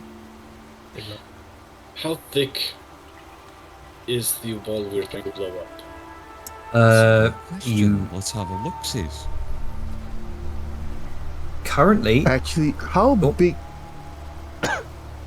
Here's a question: how big is are those the spurts of water coming out? Like, how big is the hole? the hole itself, make a perception check. Righto. You have no idea. Wait, there's holes? Just thought this is how water was made. Up, I can't see shit. It's too dark and wet. Mm-hmm. Can you see anything, Sal? Is there how big of the opening water is coming out of? I have a spell that might aid I know exactly how big the hole is. Give me a moment.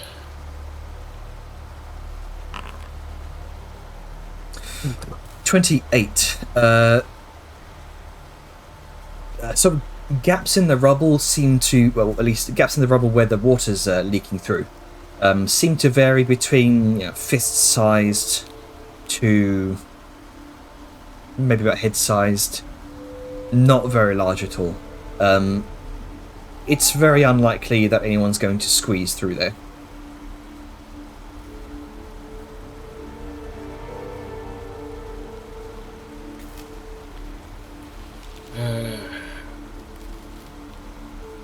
I can make a makeshift bomb relatively simply. But do we know how much water is behind all this? Well, if you're telling me how big the holes are, I can use my arcane eye to go look. Well, one is about the size of my fist, and the other is about head size. That's big enough. I'm going to, it's going to take me at least, probably less than a minute. I'll just use my arcane eye that we had to traverse the puzzle before. See how much water or what's on the other side of this, the walls are. Give me a moment. And she will cast, Arcane Eye. Alright then. So before you do that, I'm just going to set something up real quick, because this is going to be fairly important. Alright, you can, I'm just going to set my Arcane Eye down here, so you can drag it onto the,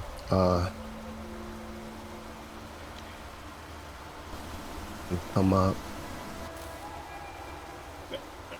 While Deshar is doing that, I am gonna prepare some gunpowder and other stuff to make some makeshift explosives. I can't move my Arcane Eye for some reason, January. I mean, Wait, hang on.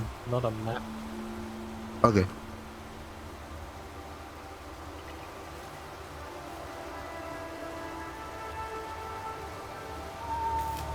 Hang on.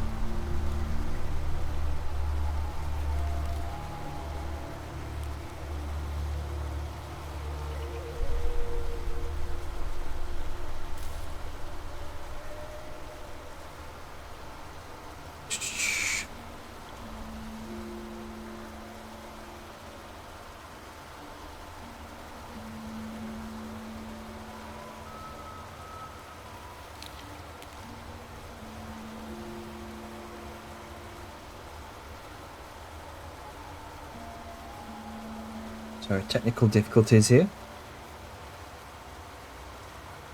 I'm just going to briefly pause the recording. So, you summon your Arcane Eye, and you feed it through that the gap that Sayun pointed out, and you're having a hard time seeing through the sheer amount of water that's being bludgeoned your way. But thankfully, your Arcane Eye is, I believe, it's immune to damage. I'm looking at it. I think it is. There's nothing on there that indicates health or hit points or AC. No, it does not. Well, in that case, you surge the Arcane Eye forward through the gaps, and eventually you emerge into some sort of underwater space.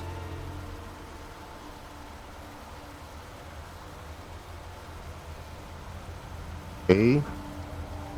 Should be able to see something since I have dark vision up to 30 feet. Indeed. Let's see here.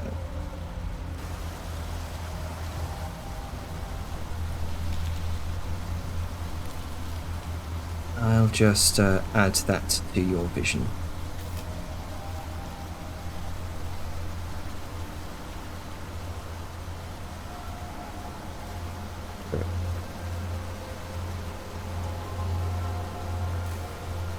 So dark vision 120 feet. There you go.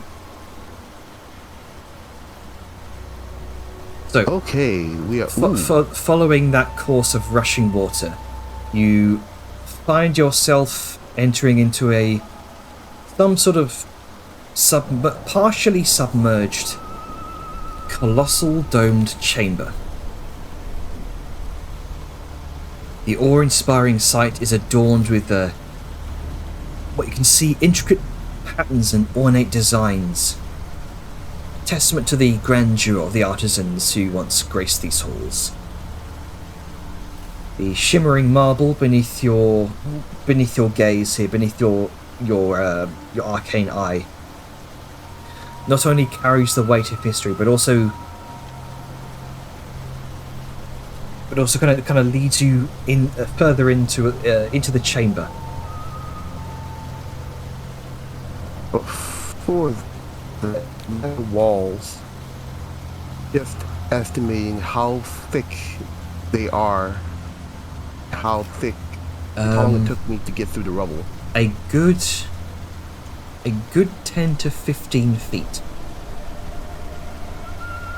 And it's right. I should have also mentioned because of your 28 perception check. Kind of examining the debris, you find hints of its former identity. This appears to have been some sort of massive stone door, now broken and shattered. Among the remnants, you can make out fragments of granite cogs and pieces of artwork depicting a majestic figure draped in an ornate robe.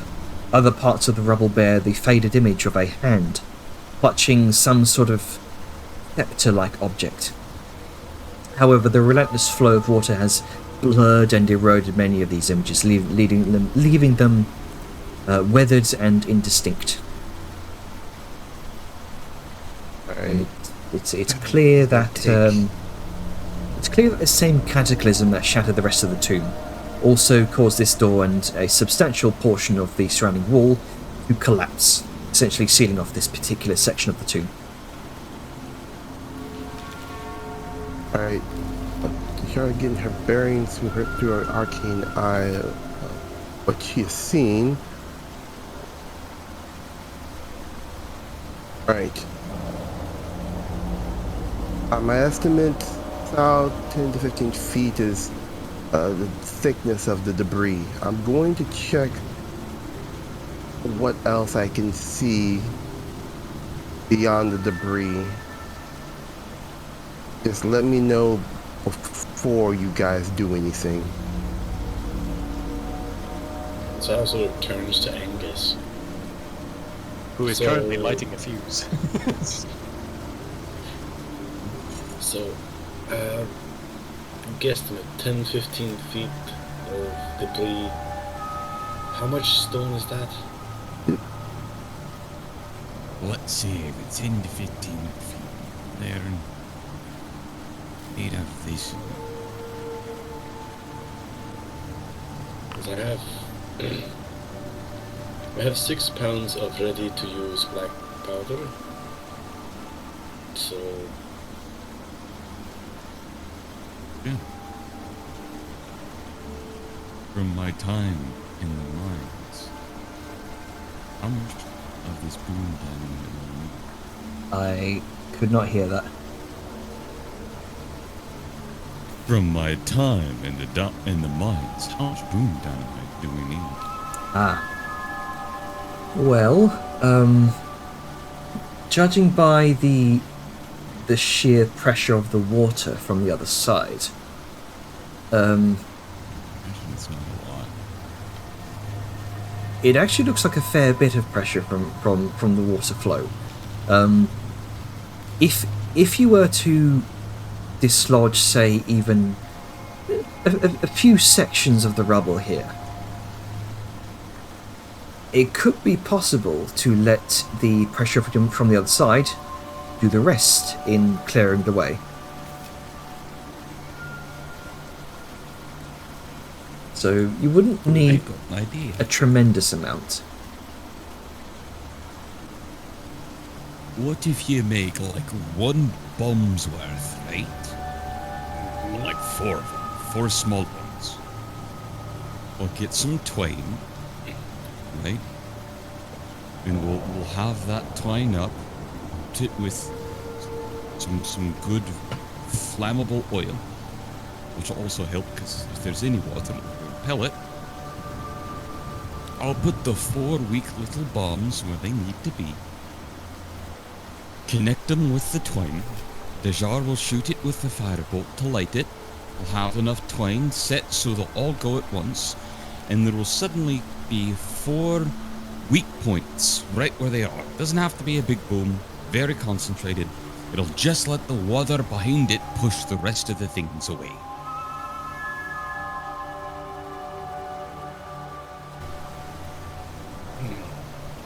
That was. So I would just make the 1. Right.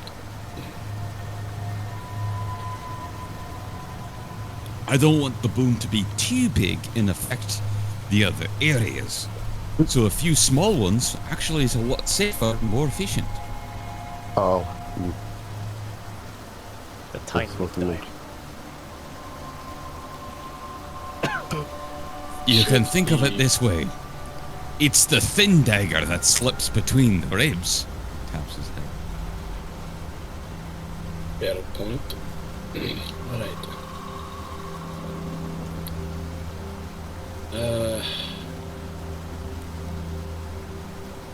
Hey, they can't seem to. What the hell? Dejar, what do you see on the other side? Okay, so far what I'm seeing is a few sarcophagus, 2 statues. One of the sarcophagus is terribly destroyed. Behind one of the statues is a looks like either a marble or granite bookshelf, and the other one, there's another bookshelf behind, made of stone, behind the other statue. There is a large ravine filling with water, which is coming from. Looks like the water is rushing from. So I should clarify. This is all submerged right now. Ah. Oh. My bad. My bad. This is submerged. This is all underwater. I'm not used to this. Oh, so there's going to be a lot of water coming out of there once we like this. I mean, it is a Yeah. Maybe we should brace ourselves. Brace is an understatement. I don't feel comfortable blowing a hole in that wall. Well, dear, either we wait for this to erode naturally, which is going to take a long ass time, or we blow a hole in it. Either way, yeah, that's the only way moving It's kind forward. of avoidable, Dejar's right. Just gotta get this out of the way, and from where you're saying you're putting it, all the water should just go straight down there and maybe not blow us away, but we should still prepare just in case. Considering the pressure of my arcane eye going in, yeah, there's gonna be would advise stepping away quite a bit.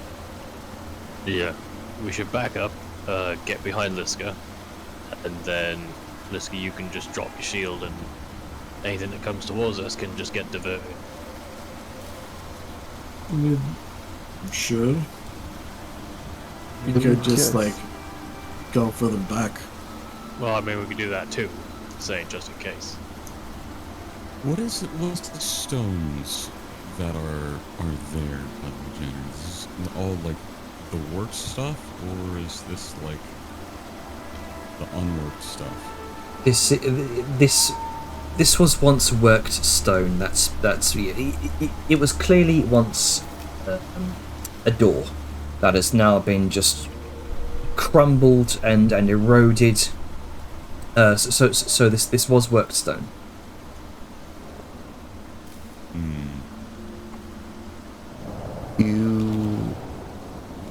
Oh boy. Hold on. Is it now like loose earth? Portions of it trapped between the large portions of the door itself have been eroded into nothing more than loose earth, but it's sort of trapped beneath the larger pieces.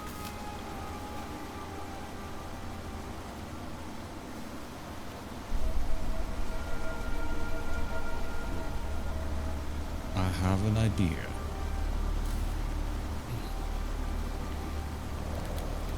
As long as it doesn't involve blowing it up, per se, because I feel that would be... Do you trust me? Xander. Are these statues lifelike, or are they corpses?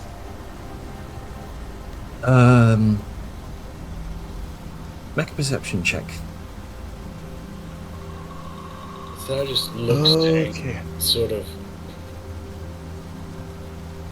There's a knowing look, like she knows that blowing this level of stone up would probably cause a cascade effect, but at the same time she just nods. I do trust you. Just please tell me what it is. 7.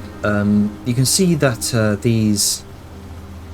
You can see that this figure appears to be motionless, sat in what appears to be a large stone throne, partially submerged, about up to the waist, in water. Other than that, you have no idea. Okay, so we might be seeing corpses, or we might be seeing magnificent statues. The jar is not sure. Don't worry, right? I know what to do. He's going to grab his gauntlets, the big old gauntlets, and he's gonna punch them together. Tell you what, hold on to the bomb. Just lower the head. It's on the same plane as I think the rubble. We're on the same plane. Is it, Jenner? What's the case here? Because I'm noting there's some measurements up there. I thought it was down below. It's on the same. The rubble itself is on the same level as you are. You're currently looking up at this collapsed hallway. Below you is the ravine. Really big pile. Yeah. So if we unclog this, is all of the debris and water gonna come rushing at us? Not if we do it right, but that's why Velen's saying maybe we should back up and brace. You can see most of the water appears to be spurting out towards your left. Towards our left side. Yeah, all right. As the map indicates. Yeah, I'm trying to. I'm having a hard time sort of reading the map. Sorry. We're looking at it from above. I don't know what the blue spikes are supposed to be there. It's the water spurts. Water. Okay. And where this is the walkable path? Yes. We're on the walkable path. Here? Yes. This is open Water's air, going that way. and this is the rubble. Is that a ravine? Yes. Anna, may Yes. I try and figure out a connection with this this depiction and Akteki history?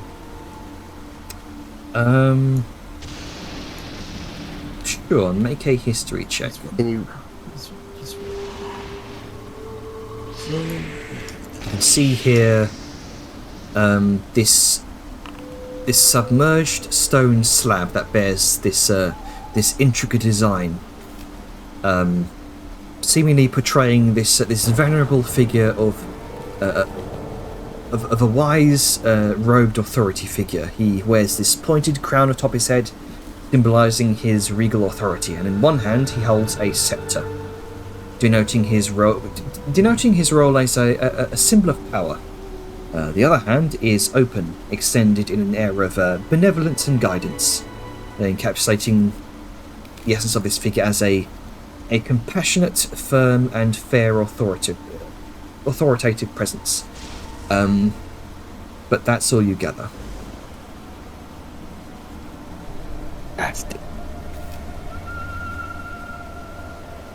Okay.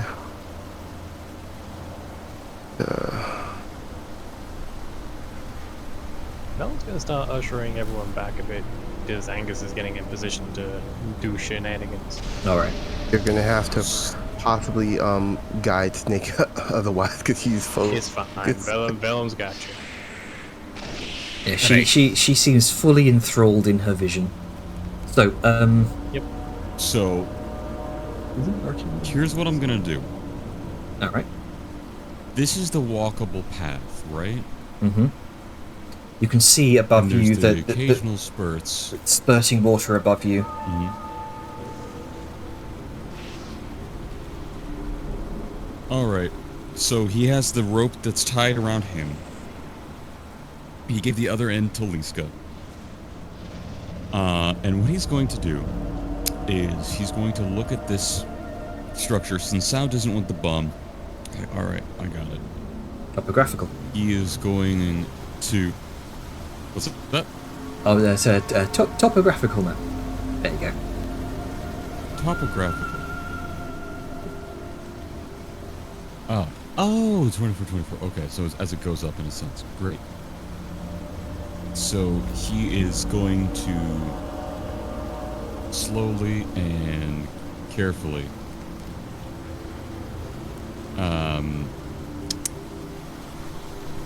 he is going to mold earth some of the areas to get up to the higher point. Mm-hmm. And he is going to target it as the difficult terrain that it is to climb and make it a more normal, steady terrain. So you're kind of trying to climb up the wet rubble here. Yes, and he's using his Fists of Skog with the Mold Earth cantrip, which he's trying to make the patches that it can affect. So this thing, as you're making contact with the wet rubble here, you feel jolts of electricity course through your hand. Oh, okay. Oh God, right. We forgot about the electricity.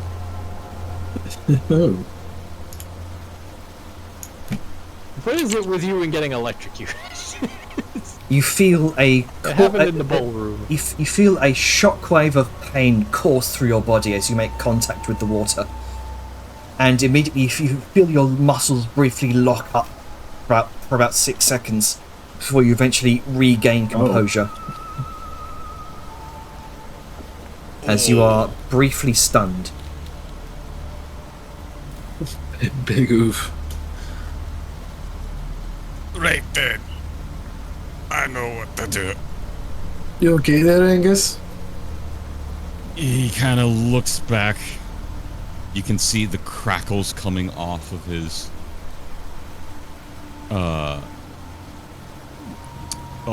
armors as he's jolting there, and he's visibly charged. And You can see the ends of his sorry, I have to do a bit of magic. the ends of his mustache, and you see bits of static.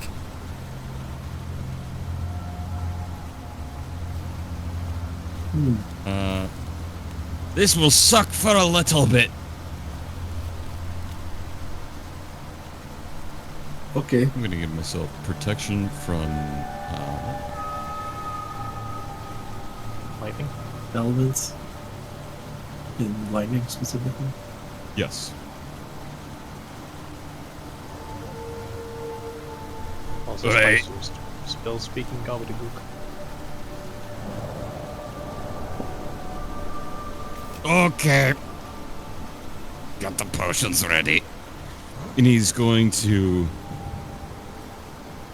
try and find the less damp areas to climb that he Okay. can.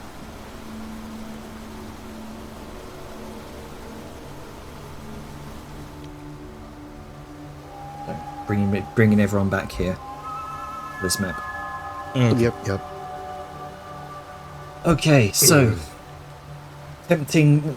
Now that you know, you do specifically look for the less wet areas to place your hands and trying to ferry your way up to some sort of weak point in this area. And what are you going to do as next? I go along, I'll take one of the my little metal chisels before I put my weight on anything and kind of get it close and see if it starts sparking and arcing. If it's going to shock me, if not, I'll go somewhere else and avoid that. Mm-hmm. And I get there, and I would like to do something here. I'm up higher where there's less pressure and it will be not quite as violent. Mm-hmm. I am going to first, I would like to do sort of like a mason's check or something like that to plan how I will move and shape this material. All right. So that way the force is going to direct like towards the wall and away from the group. So it isn't just a sudden release of pressure and collapse with a bomb, but more of like a very targeted and directed funnel of movement. Okay, so go ahead and make me a Mason's Tools check. This would be more. Yeah, I'd say this would be more intelligent. So I'll let you add your stone cutting to this as well. 25. You spend a good 10 or so minutes very carefully examining the rock for its weak points, its specific areas that would be able to crack in a controlled manner, and you do manage to find a place where you might be able to manipulate the stone to such a degree where it would be a more controlled burst, at least to begin with. Who knows what will happen with that cascading effect of more pressure from the water applying to more to more rubble, causing them to shift, and then the rubble outside of it to shift. This chain reaction, essentially.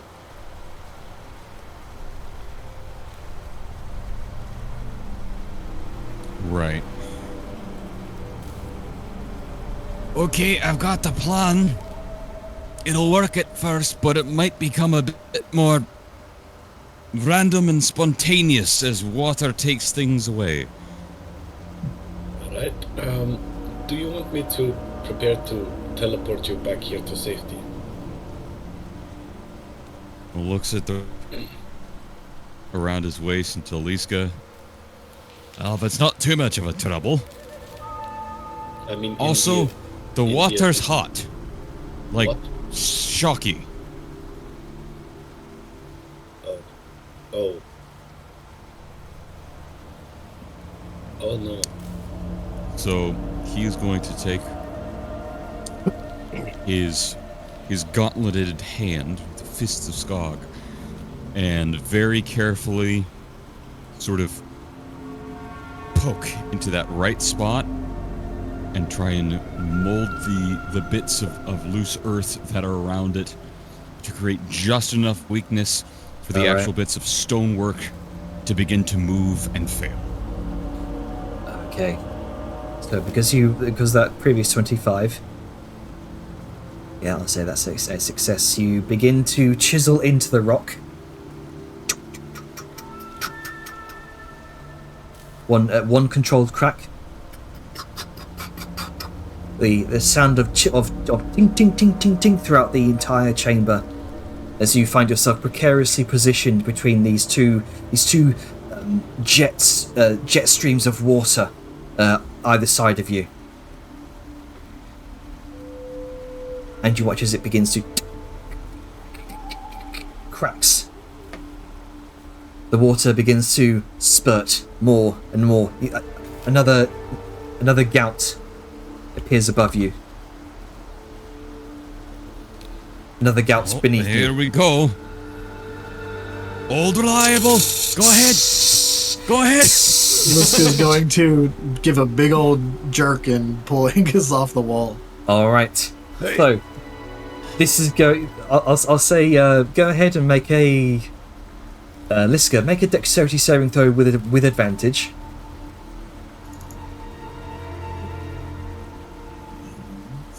Could I argue for strength?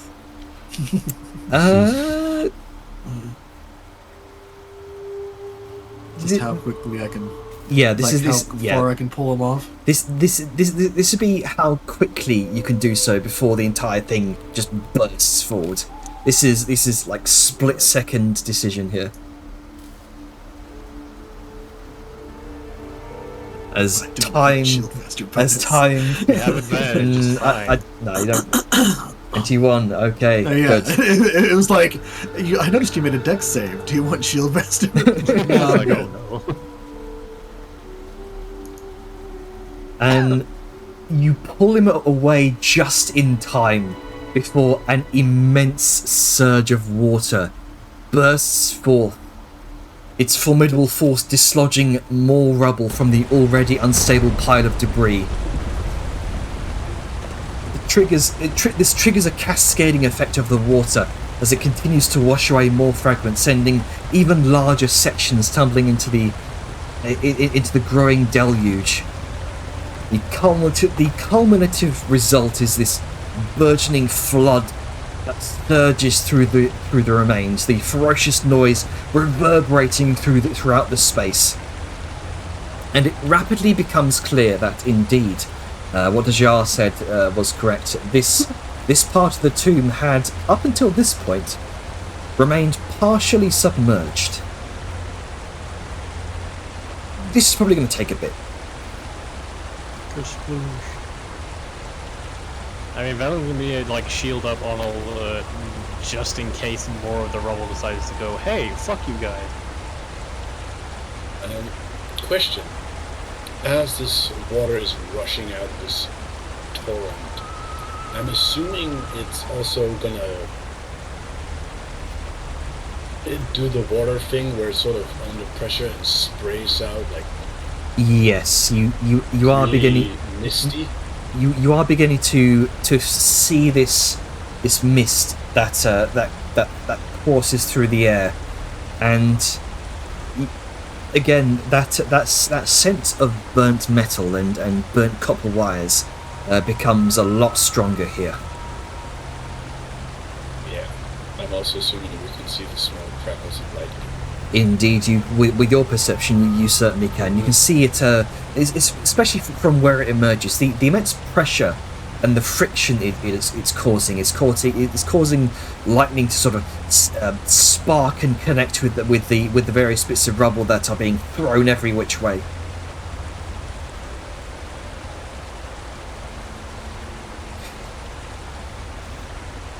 As seconds stretch to minutes. Stretches to 10 minutes, then 30, 40, until gradually... How much water did you say was in there? Is it not just a river? No, it was not a river.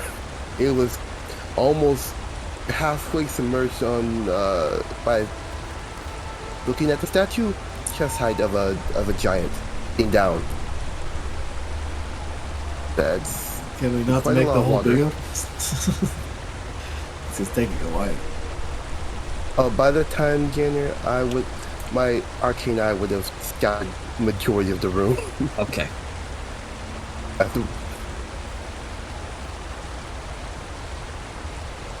Until the hour is up. All right. And it's by that time, as it comes to about an hour, the water gradually begins to recede to a more manageable waterfall.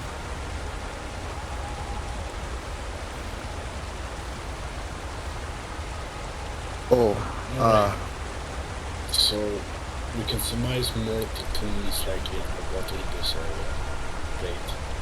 Yes, and the ravines I mentioned earlier that were just crisscrossing through that portion of the tomb. It looks down at the crevice where the water is just flowing down. It's about yay deep like that. This could easily walk over it, but yeah,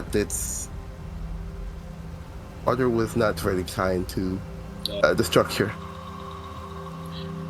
Alright, just so everybody's aware, Angus, you already know this, but from what I could gather and see, there's an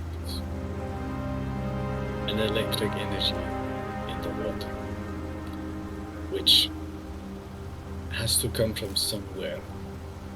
So until we find out what it is from and how we pull it out,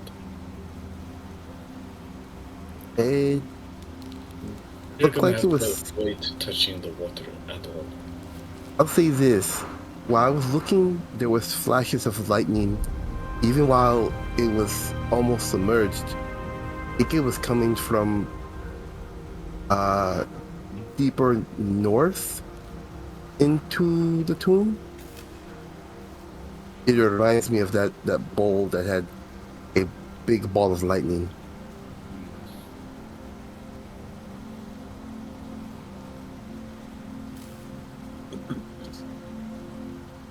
So yeah, where of that?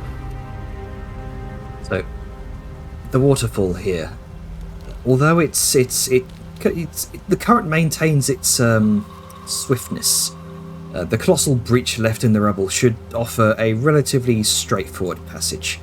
Of course, nevertheless, the treacherous wetness and slipperiness of the rocks should not be underestimated.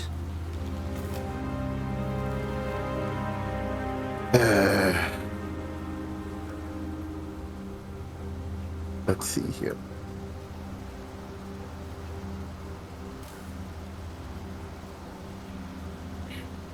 Alright. Submerged tomb, electrified water.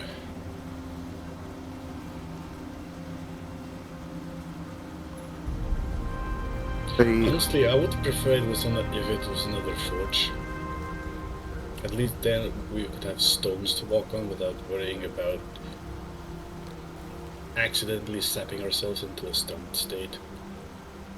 From Djar's estimations, and she's going to make an ass out of herself, this seems to be dealing with storm giants, so no.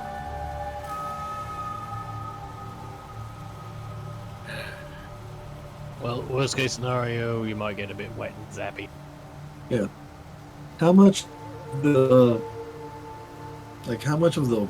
debris blocks our path anymore?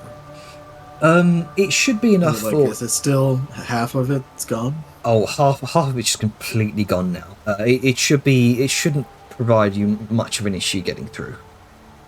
It's just a matter of watching your step. I was gonna say, can Liska get on or I can't ping. Can Liska go over here and start shoving rocks into the stream so they get kind of carried off into oblivion while still clearing Sure. debris? Yeah. Yeah.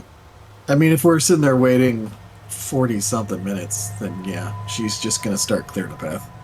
Yeah, the path is very much clear for you to proceed now. Shall we? Nice. Sure, I guess. away we go. All right, so I imagine Angus is taking the lead again because he found out the hard way where to put his extremities.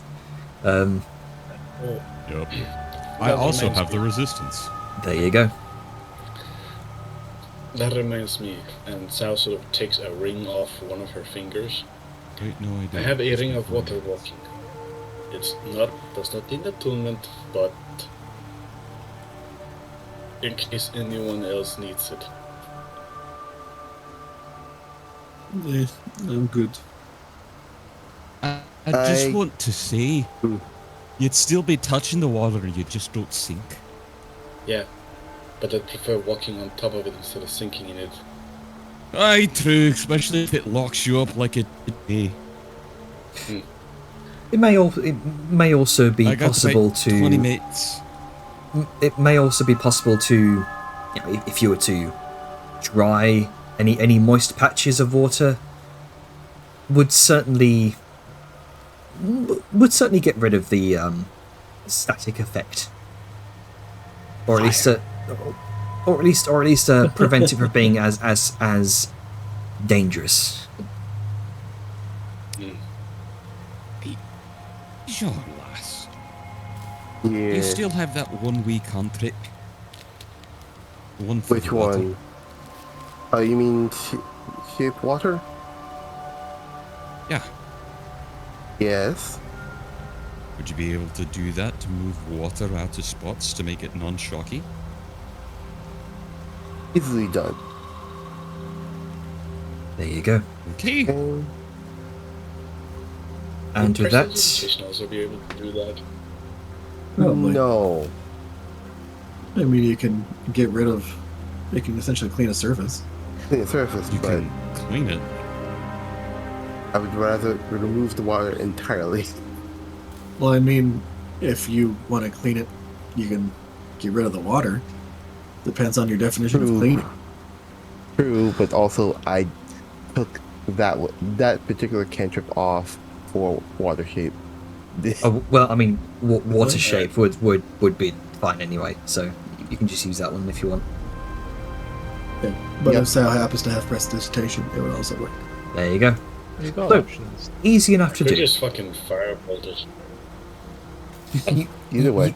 you have a multitude of options here, but regardless, you proceed without much issue. Let me go ahead and load up the map here. Right. Time for the test, y'all. Mm-hmm. Into the depths. This is fine. This is fine. I like how I can't see where I am on the map because darkness, but I can see a bunch of 110. Like I can see the heights, so I can see how big the map is. Oh dear. Time to be blind. Oh Of course. dear. Fucking course. Time for Oh, nice. sea adventures again. So, Everything's all Zoom out and correlated. just look. That's what I said something about flashed. Lightning just flashed. That's cool. Yeah. lightning. That's exactly Makes what I was talking indeed, about. Well, I know, but it literally like there's the actual visual effect. I heard that lightning flash it. I was not expecting an actual visual effect. And it doesn't lag everywhere. And there's corals. indeed. Well, it's submerged As for a you long kind of, time, probably. as you can see the shimmering marble beneath your feet, that freshly cleansed from recent waterfall. As you step further into the chamber, you can't help but notice a thick fog that now hangs in the air, as if this ethereal mist gently shrouds your surroundings, lightly obscuring the place, creating this almost dreamlike atmosphere. And it seems more concentrated towards the chamber's towering ceiling that rises for nearly 100 feet, where it forms dark cloud-like shapes. You can see these towering columns that you saw before, classical architecture with these winding serpents that corkscrew up into the darkness above. However, in the midst of this dreamy ambience, a distant sound catches your attention. It's faint, yet unmistakable. It resembles the rolling rumble of thunder, source unknown. And again, the scent of burnt metal is strongest within this place. Beneath your feet to your left, the ravine continues its meandering path, splitting here into 3 branches that lead to partly ruined archways. Entries to other sections of this mysterious place.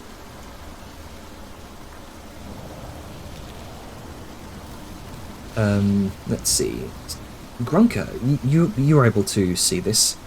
At the heart of this grand chamber, nestled amidst the fractured and sprawling ravine, an immense statue comes into view.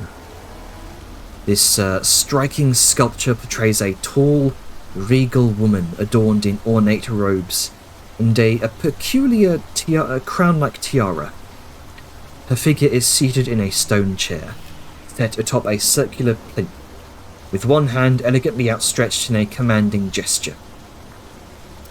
The relentless rush of water from the ravine batters the statue's sides as it sits stoically broken within the midst of these ancient ruins. But her majesty isn't without the relentless scars of time. You can see her severed head from her form is now sort of resting nearby in the waters, nestled amongst the ruins.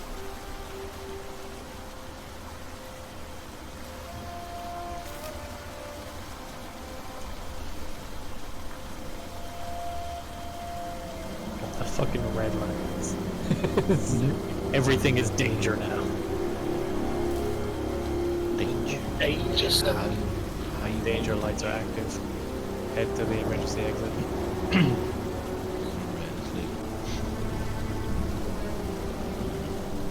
This fucking light sources. Poor Grunka. Poor me. Losing the great brains. Well, that too. Apparently, raw sunlight wasn't enough for some people. Just all the light care about sources. Grunka.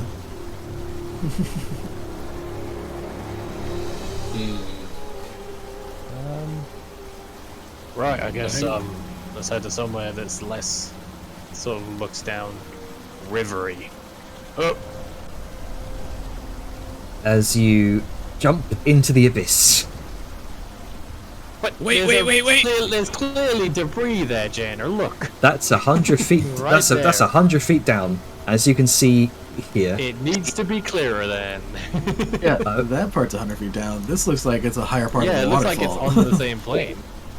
Okay, fine. This looks like There it's you go. Like a You, jetting you can thing. see why I thought the way I did. I wouldn't just That jump into is a 1,000-foot drop. That is 90 feet down, actually. So I will just go Ah. ahead and do this. I think our Thousands safest of bet feet. is somewhere over here. Yes, that is level with you, and it proceeds downwards about in a 10-foot angle. Is this landable, standable area? No, but this is. Okay, so I need shoot. I cannot make that with a shoot. Damn. Spice is having headset issues. Oh dear. Well,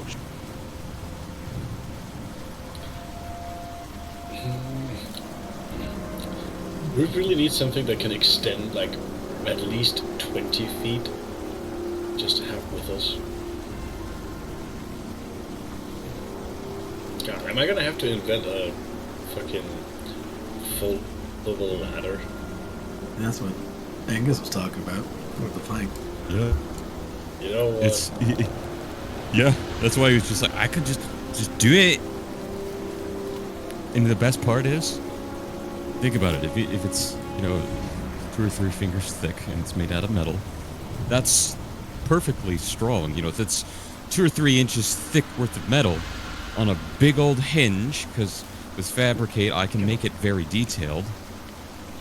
And it will fit in a 5-foot cube because it'll just be 5 foot long and then like up to 5 feet high or however many I want, right? And then it just unfolds and it goes from being 5 feet to just like an unfolding 20-foot long plank. So this entire area is food loss, so it's definitely... Dwarven mechanics. See, You know what? Tully drops off say- Ida.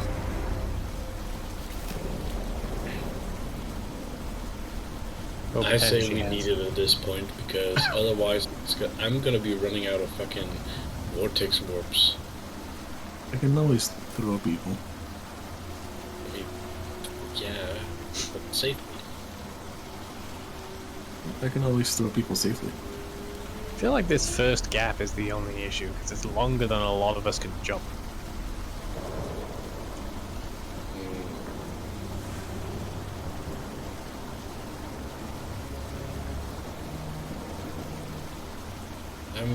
I'm sort of puzzling a little.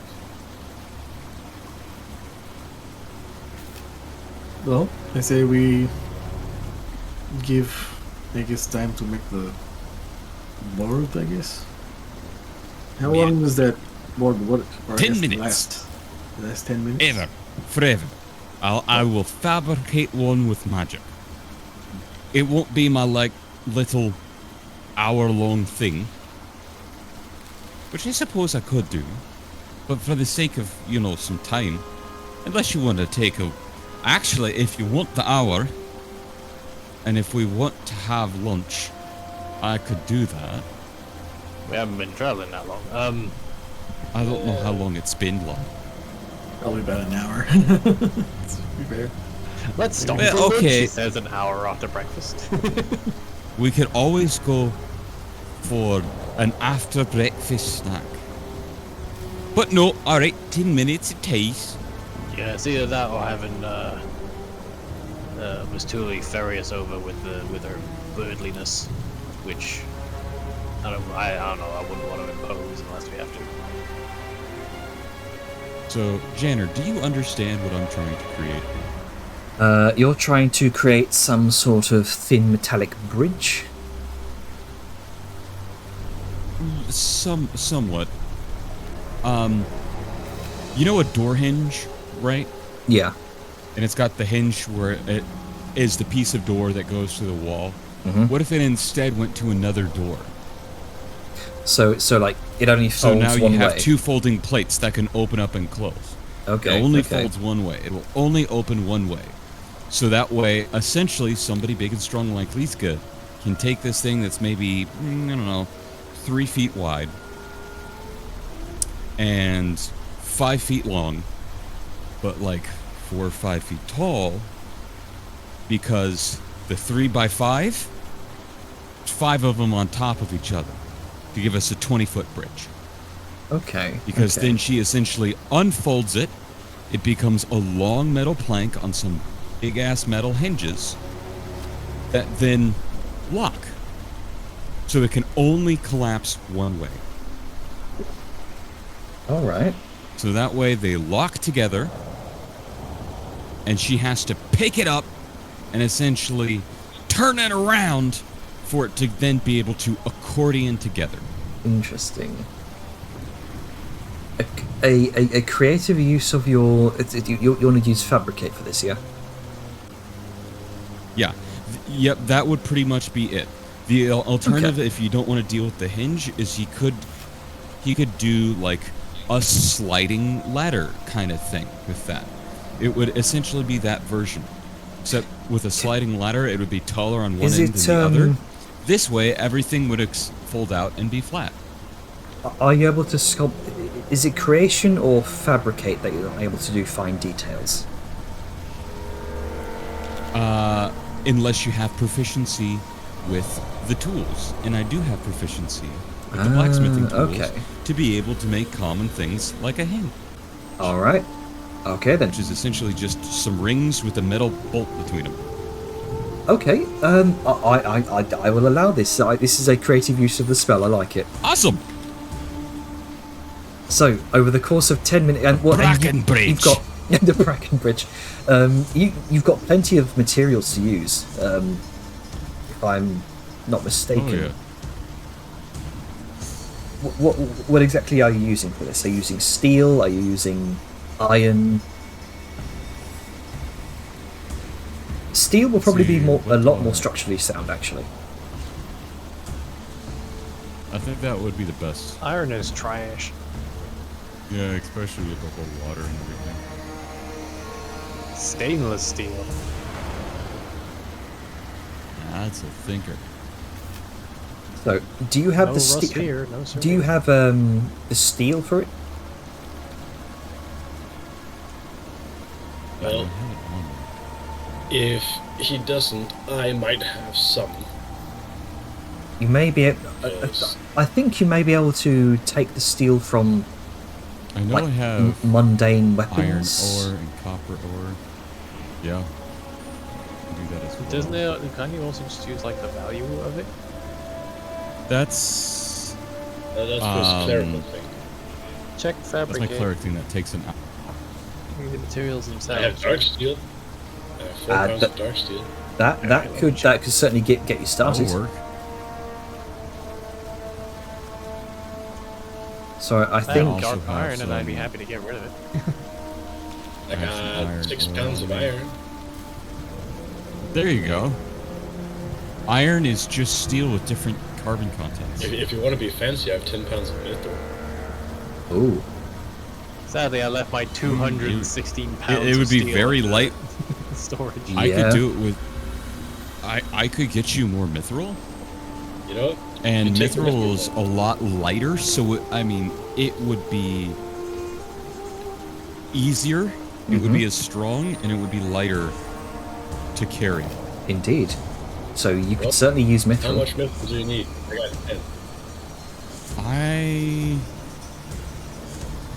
think let's you're gonna need quite a bit of metal for this. You can Yeah. just take all 10. Well, I mean, we need the poundage for the exact specifications of the belt. I'm just going to send it to you. Yeet. tell you what, if you give me 10 pounds, right, of material, I can buy you or even make you more. Because I believe I know how to work mithril. We can figure out the you do. details of that later. I prefer to get out of here alive first. Yep. You know So how if to you work do mithril. that- We've done it. And it's pretty crazy because if you think about it, mithril weighs half of what things normally do, right? Mm-hmm. Basically. So it's the equivalent of having the volume of 20 pounds of steel. Yeah, that could work. Metallurgy. Okay then. Let me see if I have any of my own. Quick question. And I have some iron ore. What's up? Quick question. Since I see this before, this goes down 90 feet. Mhm. This pillar here, Yep. or is this just That entire okay. area is 90 feet. Yeah, that entire area damn. is 90 100, feet 102. down.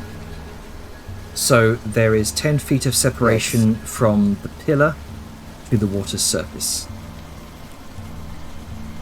And the only safe platforms are basically these, which are way too far away to naturally get to. Which is why we're probably going to go this way with Angus's thingamabobber. Yeah, but also, this is where I saw this direction, the sarcophagus and statues where the bookcases are in that direction, and there's some up in this other direction here.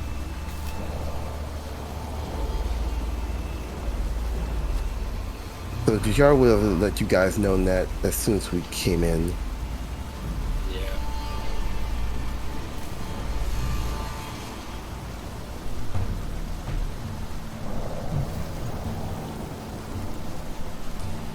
Late.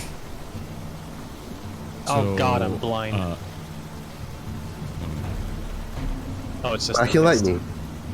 No, it was the mist. Uh, The more mist oh. there is, the more reflective it is. Oh. We got multiple light sources. Well, I have my luminous light.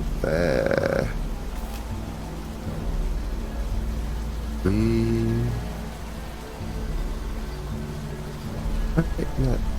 needed, but good to have.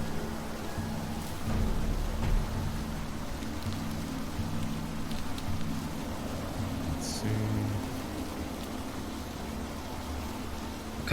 What kind of metals do you have? But I'm looking to see. I might not have much on me. I might have left in the tank in the tower. I know I have a pound of iron, a pound of mithril. 10 pounds of mithril? 10 Easy. pounds of mithril. 10 pounds of mithril, copper, I ore, think Sal iron, gave wood. pounds just now. Yeah. Yep. So 11 I pounds had of some metal. extra. I don't know needed if 10 it, pounds but- is enough. Yep. Would that be enough, you think? Oh, you know what? If you give me some of the dark steel, I can use the dark steel for some of, like, the really structurally important There you dark go. iron, whatever, really structurally important areas that need the density and the heft. What's the And total then the that we mithril can need? be. Unfortunately, I don't know that. That's up to Jenner to dictate. I just send you 4 pounds.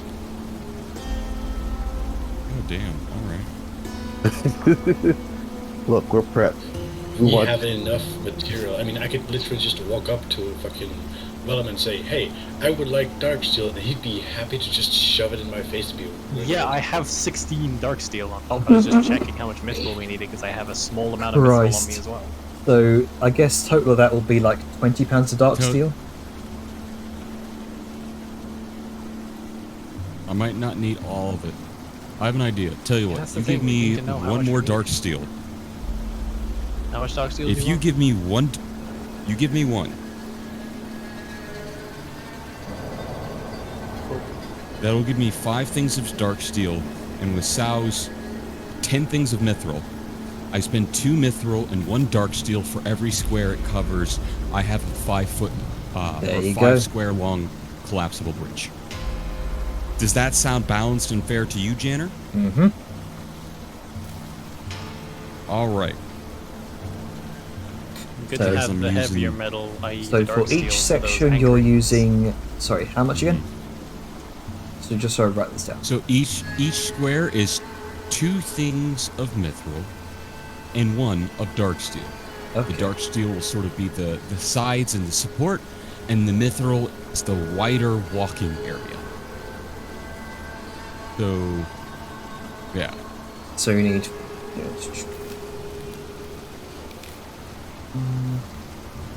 Okay, okay. That gets us 5 dark steel, which I now have, and 10 mithril Nice. I have for a potentially 5 foot long collapsing bridge, or 5 square long, 25 foot. All right then. I'll say that'll be enough. For a simple 20-foot long collapsible bridge, 10 pounds of mithril, 5 pounds of dark steel. 25. Yeah, you spend about 10 minutes channeling your divine power to create this 20-foot long metal bridge. What does this look like? Describe this to us. I will say this is a rather uniquely shaped thing. Void of many of these standard tool marks you may expect. The metal has been magically fused on the side in a way that in our modern age we might akin to think of with welding. And it has the rainbow fluorescent colors where the 2 different materials sort of merge into some odd alloy that allows them to bind. Along the sides, like railway tracks, are the dark steel, acting as the very strong support that holds everything together, as well as the hinges that this thing relies upon to bear the weight. And they're covered in, dwarven engraved runes of strength, structure, reliability, and the like, as well as some various little sort of magic rune things that just hold potential future utilities. for the actual part you walk upon, that breadth of the area, is made out of the mithril itself. It is corrugated with the little bits of holes, so that way, if it were to be wet, the water can go through. And all across it, in a great grid-like pattern, are areas of deep grooves in raised areas to give a very grippy texture to it. Someone walking on this with barefoot might be overstimulated from it, but you can feel it's like it will grab into your shoe and not want to let go. Abrasive, maybe not the most comfortable on bare skin, but in a wet environment, it will allow you the water to drain and to get a good grip even on a wet surface. All right. And really make this secure. And maybe at the ends of each side that go out, there can be like little folding spikes. So if you're in stone or loose soil, like pythons themselves, a couple pair on each of the opposite ends can fold out and stab in and anchor. Nice. Horse neck. Oh yeah, she has to just cheese grate her. Neck body, yeah. Just sandpaper against poor Dejaro. Yeah, but it's better than falling. Oh, 25-foot bridge. Sorry, there we go. Thank you for the correction. Man, 25. this is some Naga racism over here. Hey, Nagas are a brand new race to him. He's never seen them before. Dejar's the first one. They weren't even on his education of like people that existed. As far as he knew, joking. if he'd seen her out in the wild, he would. Intentional. It's just fun. Yeah. No, but I mean that's the thing. His So- thought of functionality does not include Dejar and like his creative thought process because People have. she's shoes such and a legs. new thought to him. I mean, he doesn't think about people who aren't dwarves. Like, let's just say that, because he's just That's like, pretty hey, darn give fair, me, yeah. just give me your shoes. It's like, what the fuck are you talking about? Like, he defaults to dwarves. Oh, yeah, sorry. It's just fun. I'm not taking issue with it. It's just fun. Sorry, So, music. continuing on. Which way would you like to go? I say the left path, since that's where Ida and Tully went. Yeah. It also All right. seems to be the one with most rooms, as far as we can see from here. Yep. Assume I crossed the thingamabob. Yep. I didn't just fucking fly over the gap. Oh, it turns out I can jump like 30 feet at a time. Goodbye. He's in the fucking ring of jumping. Well, so far so good, even with all the light sources and nothing is exploding. Jesus. I just got a flashbang. Ida getting Yeah. back into riding position again. We're just taking off. When they got no reason not to. Then again, they do have reason not to. There's lightning. Yep. So I hope they're just waddling along and flap hopping across. Oh yeah, gaps. they're Oh, being very God. cautious here. Also, I like that it was like, hey, let's have the NPCs stay behind, like a ways behind us, so they're not in trouble. Meanwhile, they're leading the charge. Forward scout. No, I'm just having to keep up with you while I'm doing other stuff. We'll say like It's fine. You're just For the ahead of meantime- us, and it's fine. It's like, well, I Yeah, guess we're yeah. going this way now. But, Right, now we just need Bronca and Angus over here. yeah, one detail here that captures your attention. It's pretty unmistakable. The harsh stone crevices here are not as barren as they might appear. They've become home for specimens of underwater plant life that you've some species you've previously encountered during your recent explorations in the depths of the Actuin Gulf.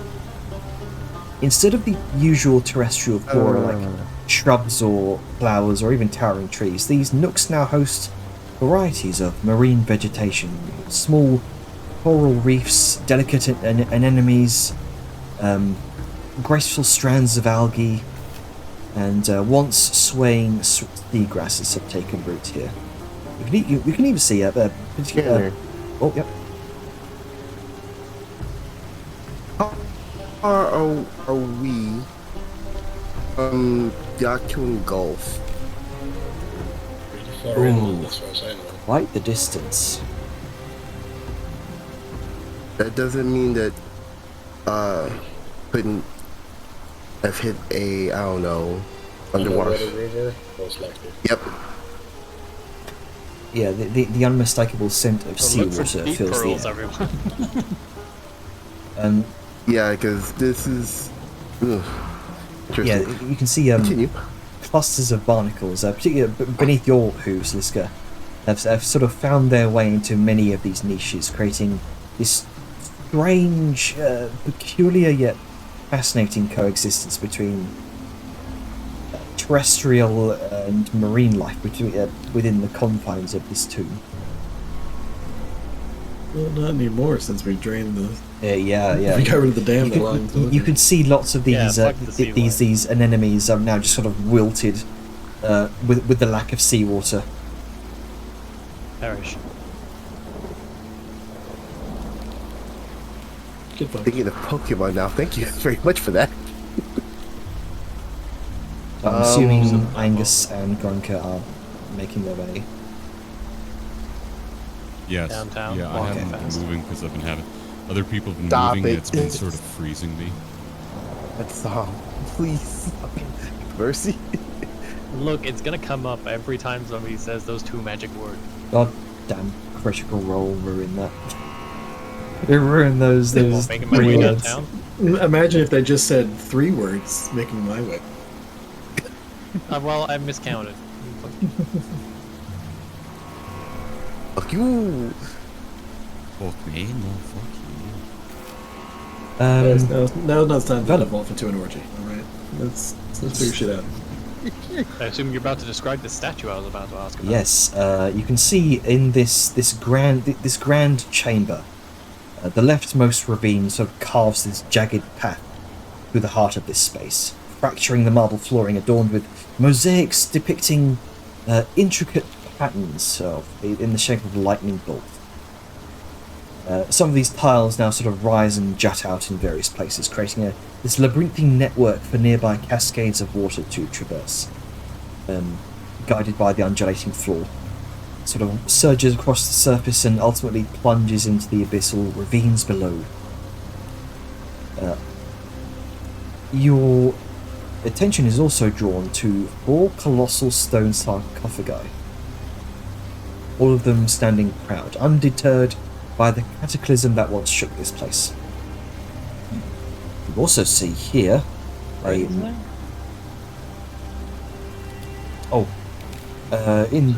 Oh, I can't see that far, Jay. well, never mind then. Oh, I can see that far. I only see you about here. I Okay. see the 4 that I saw. That's fine. I'll Oh, get Deja sees it, or remembers it rather. Sort of, you see also a towering statue here, an impressive 30 feet in height, seems to hold dominion over this area, portraying this elderly female figure draped in furs and long robes made from stitched leather, and she brandishes this tall axe, which also seems to serve as her staff or cane. She projects this image of a wizened battle maiden. There is an enormous plaque, sort of at the foot of the throne. You also see she possesses a pair of pearly eyes, polished to near like perfection. literal. Literal pearls for eyes. Well, I can guarantee Angus is going to be popping them out any second. Angus, we might need the bridges to come over in this direction. Because I remembered some giant sarcophagi over this direction. I will say for the sake of brevity, There's also a statue with we a are bird. assuming that that Angus is folding and unfolding the Well, you guys are unfolding Exactly. and folding up the bridges to span these gaps. There's also a statue with a plaque over here you're probably going to want to look at just in case. I didn't get a chance to read them. I was too busy trying to mentally record. That's They- fair.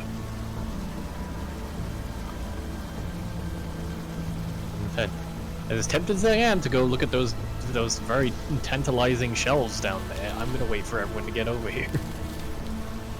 That's a great idea. This is gonna like shoo Tuli and Ida away from the edge that they're Oh, taking. oh, So yeah. that's why I moved away from there as well.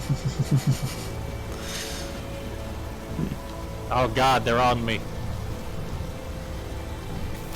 You wish.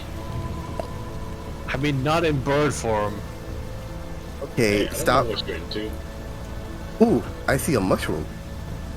Alright, everyone's over What's now. I'm it? gonna go loot before everyone gets fucking loot goblin hungry. Oh wait, don't touch that mushroom. That's the. Mushrooms are bad. Those are the static mushrooms, if I recall. I'm gonna try to read the plaque over here, Jenner. Sure. You speak giant, don't you? Yeah, I do. This placard simply reads a name and a title. Bara, Battle Maiden of the South Peaks.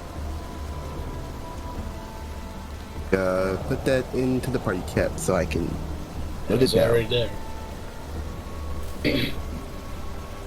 Well, I found things that would definitely up Sal's alley. I'm already looking at them. That Gonna is go ahead and grab interesting. Got it down into her diary. Okie dokie.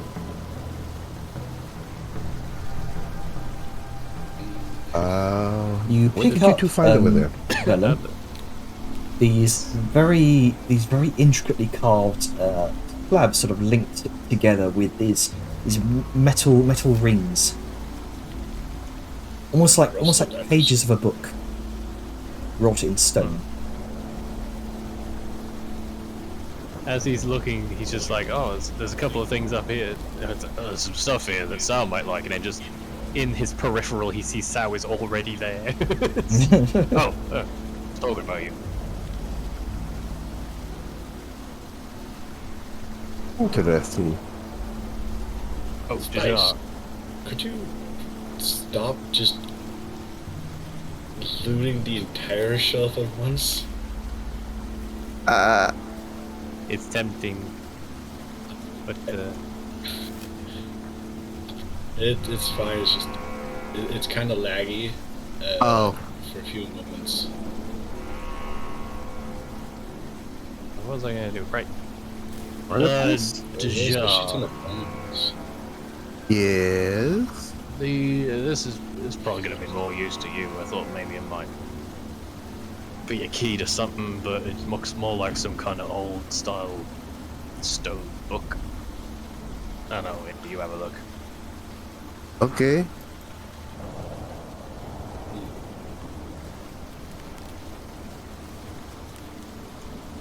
Yes, this Oh, look.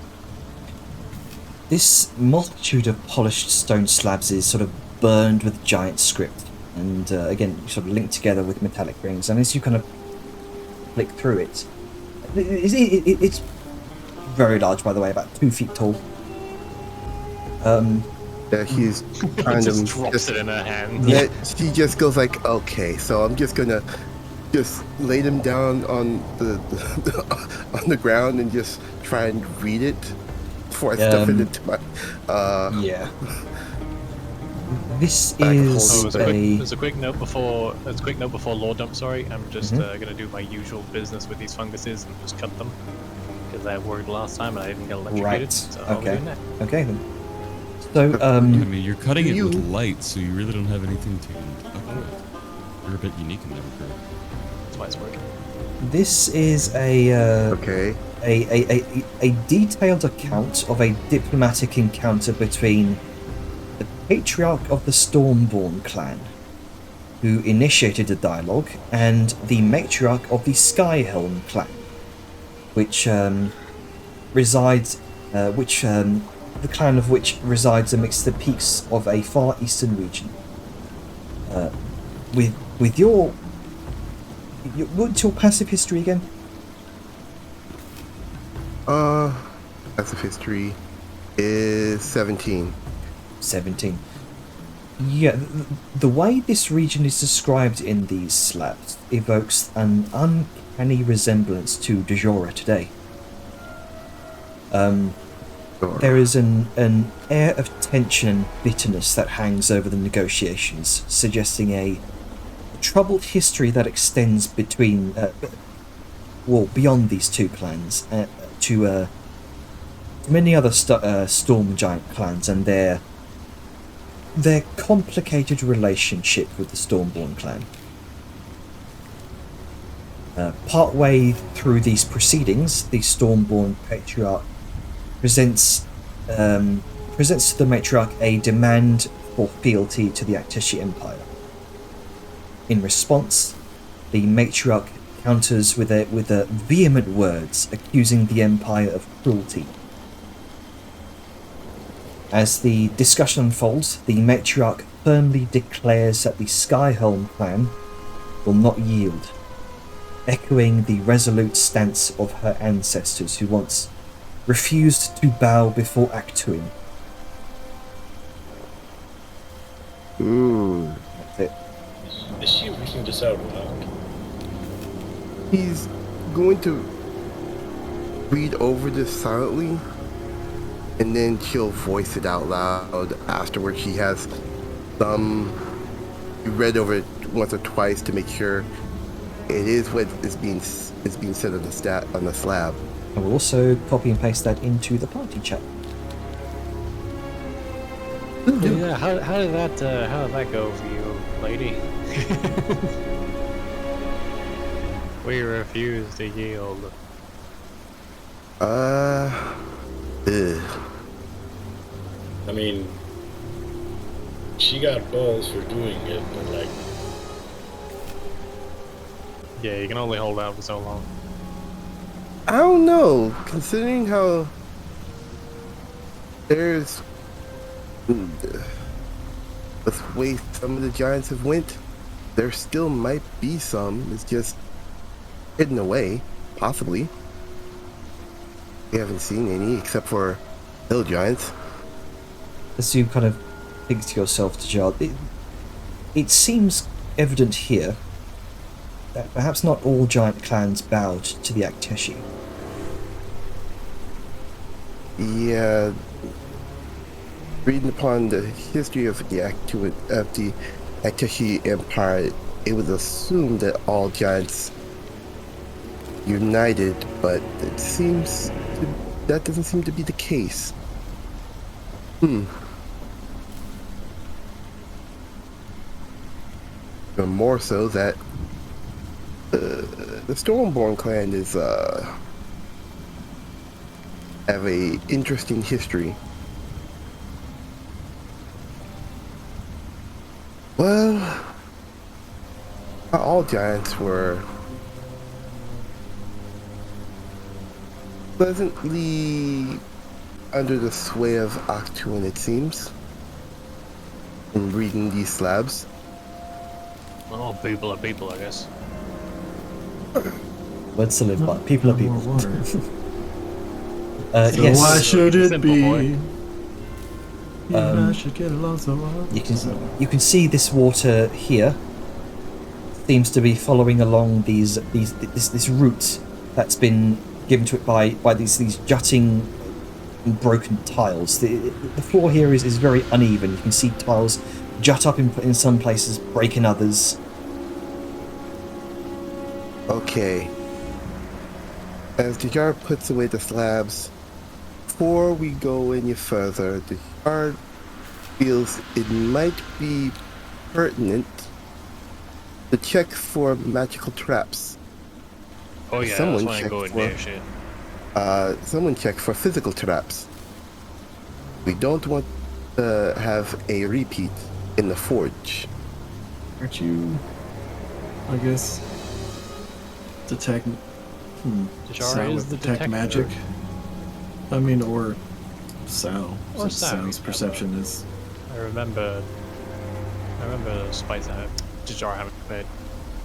I also have detect magic prepared for that exact reason, because I felt like thunder, lightning, yeah, they're probably gonna be some kind of traps or some kind of conduct or conduity. Yep. I think Snack has more. Ritually- Wait, is Artificer a half caster or a full caster? Then Yeah, let's get I Snack can- to do it because I mean, detect They have more magic's slots. also a ritual. Yeah. Yep. Oh. So I can do it without assuming spell slots.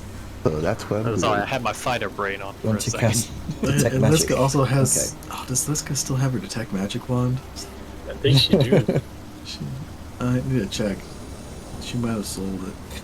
Quick Right, look around okay, the so- thing. Dejar, immediately to your right, the massive statue lights Oh. up with a magical aura. Evocation specifically. Oh. Though Oh. it appears to be dormant. Okay. The jar The immediately the says, two. "Alright." You sense that there's particularly strong magic around the head. Alright. Yeah, she will say, that statue has some evocation magic, destructive magic, particularly around the head. I would suggest not touching or messing with that. In Anytime fact, soon. Is it the crown it's wearing? it doesn't appear to be wearing any I don't crown. know, let me... Is it the crown it should be wearing? No, there is no crown it's wearing. It's probably the big pearls it has for eyes. Indeed, Yeah, as she's you gonna venture just around move the over this. As you venture around the front, indeed, the two massive pearls that form its eyes, or rather, it's sort of embedded into its eyes, those appear to be radiating the strongest. In fact, you get the sense... actually, make an Arcana check, real quick. Alright. I'm good at those. 23. Whatever evocation magic is emanating from these eyes is meant to transfer, redirect. Okay, so whatever magic is embedded in these pearls for her eyes seems to give off the impression of redirecting or transferring possibly magic damage. I was not quite certain, Maybe but focus lightning? maybe. I'm very wary of that. Just keep that in mind. Especially if we're going to try and noted anything valuable. Best not try and touch something that we might not want to activate if it is a trap. Yeah. Last thing we need is another coffin situation. Hey, Yeah, found the that's- Zhao Bakke Knight. It's up here for some reason. Hey Jenner, can't see- can't the see. pedestal that the statue is on, like this circular thing, does it look like it can be shifted and turned? Make a Like, is perception this check. statue, is this throw? I mean, can I make a shove check? If you want to. Randomly shove If you want to. Yeah, let's go. Just gonna see if she can shift it. Okay. If it has any shiftability. So as you okay, make me an athletics check. Trying to delete Most this, and I likely can't. Shalom has Delete what? You shoved Atlas right out of the cold. Oh, you want Right. the aura to Can't- go. Yeah, I want the arcane eye to be. It's Yeah, disappeared. for some reason. Oh, okay. My bad. Visible. Let me go ahead and. 20. You kind of grip Can. the base of the statue. Trying to shift it. It's not budging. Okay. Cool. This is like, you never know. Circular pillars like that. Everything that's round is turned. I'm going to carefully maneuver around these coffins, see if there's anything that's pinging, gonna ping. At All right. least. How deep? As you make your way through the water, And zip. Yeah, I was gonna stop you. Well, At first I was Let's saying, get like, that how deep specific. is it? And then I you're remembered, briefly stunned as lightning travels up your tail through your arms and your muscles briefly lock up. At what point does that happen in the journey? Like the second she touches the water, like or where she? the immediate moment she touches it. Well, Velen's gonna pull her right back out then. Velen gets shocked too. oh wait, I also have lightning resistance. So did that take into account? You took so that Transmuter. let me double check. Yeah. Yep. Take a Okay, look so at you how much take- health you're missing, You then. take quarter damage. Oh. Cool. Quarter. No, Didn't no, she failed to save, so she. Yeah, You- half. Sorry, so half damage, yes. So, it's at that moment as you touch her, Vellum, at the instant she kind of the instant the lightning causes up her as you touch her. Yeah, I made Uh-oh. a stir of stuff though, and I want her to stop getting stun locked. She's still in the electric water, so Mm-hmm. I'd rather take a bit of damage getting her out.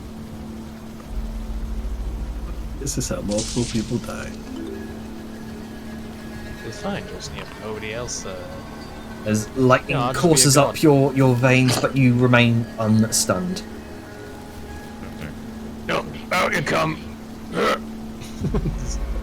plant her over here. There we go. Yeah, Liska's gonna look back and be like, I told you there was water there. Like, what happened? Sorry, I only focus. Do you want me to hold your hand next time? No, I'm fine. There's just like little electric bits, and like on the feather of his hatted helmet, it just goes. Zzz.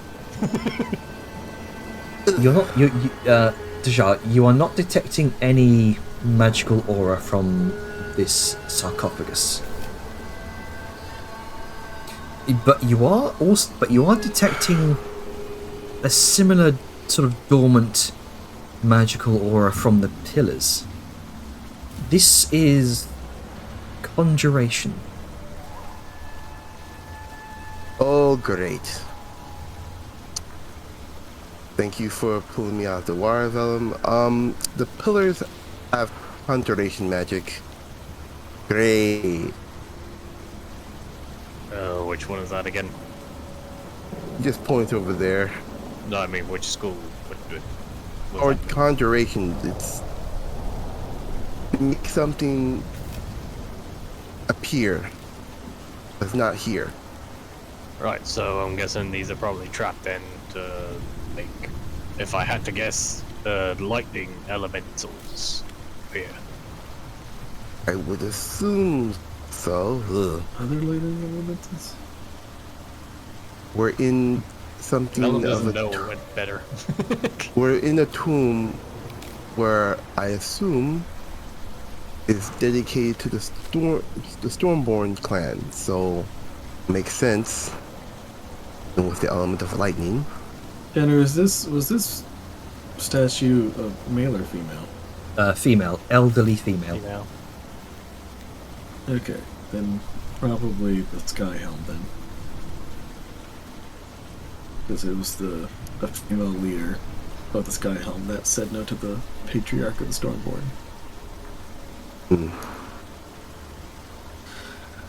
Alright. So it makes something appear out of nothing, so like lightning? You have to worry Yes. about, like lightning Well, from conjuration magic? They could conjure beasts. Kind of like how those brass drakes appeared. I can't imagine it'd be good news to have a thing pop up. Yeah, I beware of the pillars. I'm not going to touch the water. I'm just going to be over here to see if I could catch from this direction anything off of this sarcophagus. As the sarcophagus kind of enters the rim of your detect magic range, nothing seems to come off of that either. Okay, so this sarcophagus, she points to the behind her, and this one in front of her, I'm not sensing anything, but I'm cautious because if it's the pillars, then it might trigger if you open a sarcophagus. Well, we should look for the physical kind of triggers. I'm only looking for the magical. I'm not good with looking for physical. I'm leaving that up to Sal. Or probably Angus. Probably say. I have an idea. Also, by the way, Would like to golf. I think if you hold Alt while moving, you can just instantly drop yourself there without having to move and potentially freeze up things.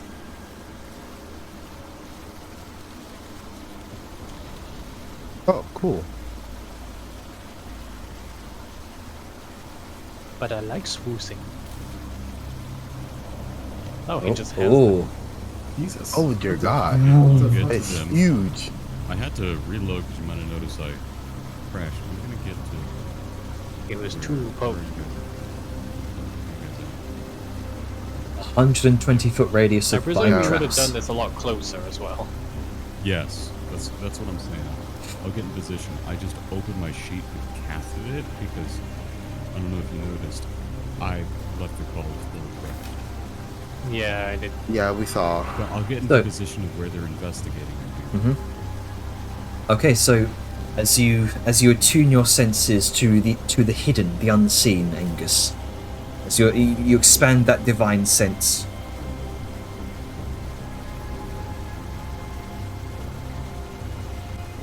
the pillars do give off a ping, but it's dormant, slumbering,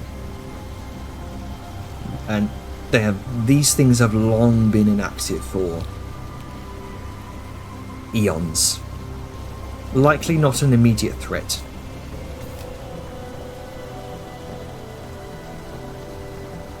Nothing else seems to give off the essence of a trap per se.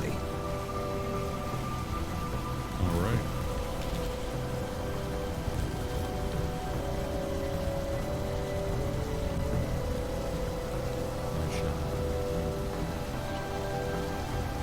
So, caskets So just say? watch out. Watch out for those pillars. I'm gonna turn you off a bit, Atlas. Yeah, Ready? you are a little quiet. Liska's gonna poke one of the pillars with her sword. Ding! You're gonna poke one of these pillars, these sort of classical marble pillars with the enormous serpent. It's sort of it's almost a sea serpent-like sculpture that twists and turns around it like a corkscrew up to the very top, where it sort of disappears into the fog above. Ding! Yes, she will poke. She will poke specifically the sea serpent. Nothing seems to I happen. don't see anything. Nothing will happen. Well, Okay. we've looked for magical, we've looked for physical, so... Open sesame. Open says me. Open says Venlo. I am not close, so...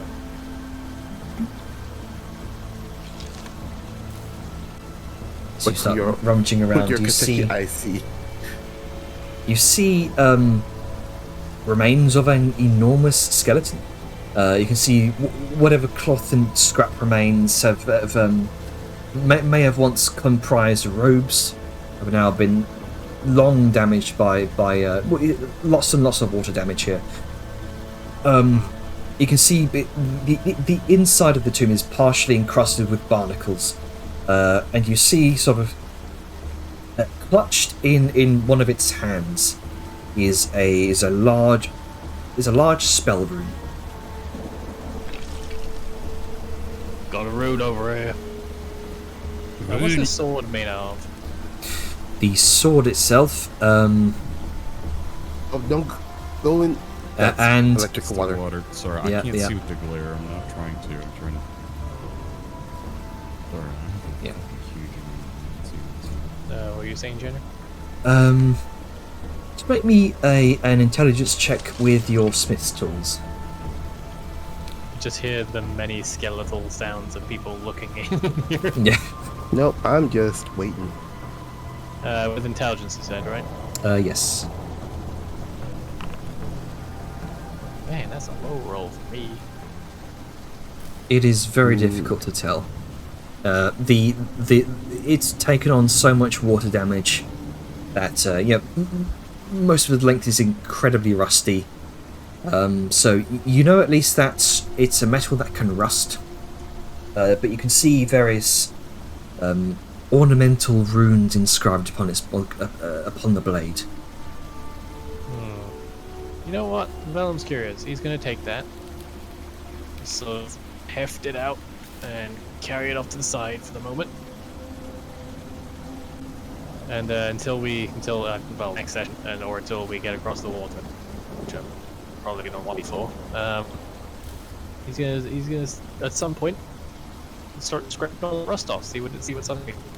All right. Unearth a mystery. Takes on a sort of silvery hue as he gradually begins scraping off the rust. Okay. Is it just silvery or is it silver? This is likely very, very well crafted steel that has seen lots and lots of water damage. Well, knowing it's just steel, but it may have some historical relevance. I found this in there. I thought it might have had some special properties, but maybe better your kind of pursuits. And he'll carefully just sort of prop it up against the statue.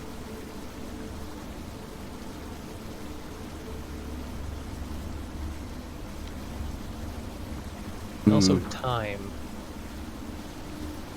That is true. It is coming up to time. So, is there anything else you want to do here before we stop? I have a question. It's just sort of popped into my mind. What happens if it freezes the water? It's still electrified because ice is made of water. Ice is actually a very good insulator, so it Well, I'm incorrect not then. I am electrify it. stupid. Well, no, I mean I it's mean, that's understandable. Like it's when you think about it, but no, ice is actually a really good insulator. Here's a good Strange, question. because like the surface of it would be wet, okay? Well, Like so that it doesn't even. Like you are, I mean, kind of. Like it depends on. Oh, physics. It depends on one, how cold it is, two, if you have ambient moisture collecting on the surface, because then the electricity can go through the surface. But if like there's something between, like if you poked something with a cold block Here we of go. ice, Um, it would ice- not likely. Ice doesn't conduct electricity because it has no ions that are free to move. Instead, they are immobile. They're locked in. Science. So, is this water like running from a hole? It Or It appears to be leak or flowing. something? It appears to be flowing downwards from a crack in the wall, sort of trailing down the wall, gathering at the base, and then kind of flowing outwards towards the ravine. So I could probably use shape water to make a very thick layer of ice. That's made of it. You make ice with shape? Can you make ice with it? I can. I'm really It's like sad a- I didn't prepare levitate now. Says we got it here, now. you can move the water in any direction. You can freeze the You water. can freeze water provided that there's no creature in it. Huh. And water unfreezes in an Well. hour, so I can do that. Okay then, so you could certainly freeze that water and cause it to no longer conduct electricity. How close do you have to be? What's the range of the spell? I think it's 5 feet. Range of the spell. Touch. Touch. Touch. I was about No, to say, that's the problem. Is it is. That's the caveat. 30 feet yourself. range. 30 feet range. I can target up to Okay. a 5 foot cube. So I can Oh, yeah, that'll work perfectly then. Okay, so in that case, yeah, We could technically there's then there's no just touch, no find touch where the involved. water comes from and just sort of try and pluck it. Yeah, that's what Jar's thinking. Wherever it's coming from up there, she can plug that up and All Yeah, right, that's exactly what I want to do because I don't want to deal with this electrifying water. okay then. So with a range of 30 feet, you could probably move up to like here, around the back of the, around the back of the coffin, reach up and freeze that plug. And I'll say, That would be the idea. while the visuals won't reflect it, that stream is now no longer there. Hey, hooray! I did smart. Creative thinking. I'm glad That's I positive. I Yeah. prepared shape water because I knew for some reason water and electricity was gonna go together. That means storms do have a lot of water. And that's a positive note to end the session. And with that, the way is clear. And we'll end it there. If I can Fuck you, get back to stone giants. You've been defeated by physics. Get fuck science over magic. No, magic and science work together.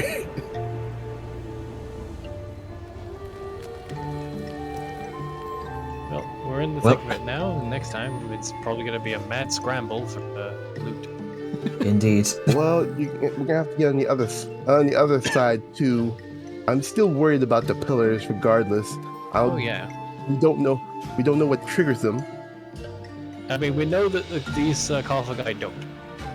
So, Good. So, I will end. If Oh, move. yes. Finish your You thought. can continue. I'm just. Yeah, finish your thought. I'm thinking that there might be triggered by that statue. Really my thinking- thought is maybe there's like some kind of, ironically, circuit, and all the That's what I'm- statues are linked to the pillars somehow. That's what I'm thinking because because there's a magic that transfers, redirects, and it's evocation, and that's conjuration. But it could produce beasts if it's activated. It'd be an Monsters. interesting. So- It's an interesting thematic that the electric dungeon is has a circuit involved. I will stop recording in You shall 3, see. 2, 1.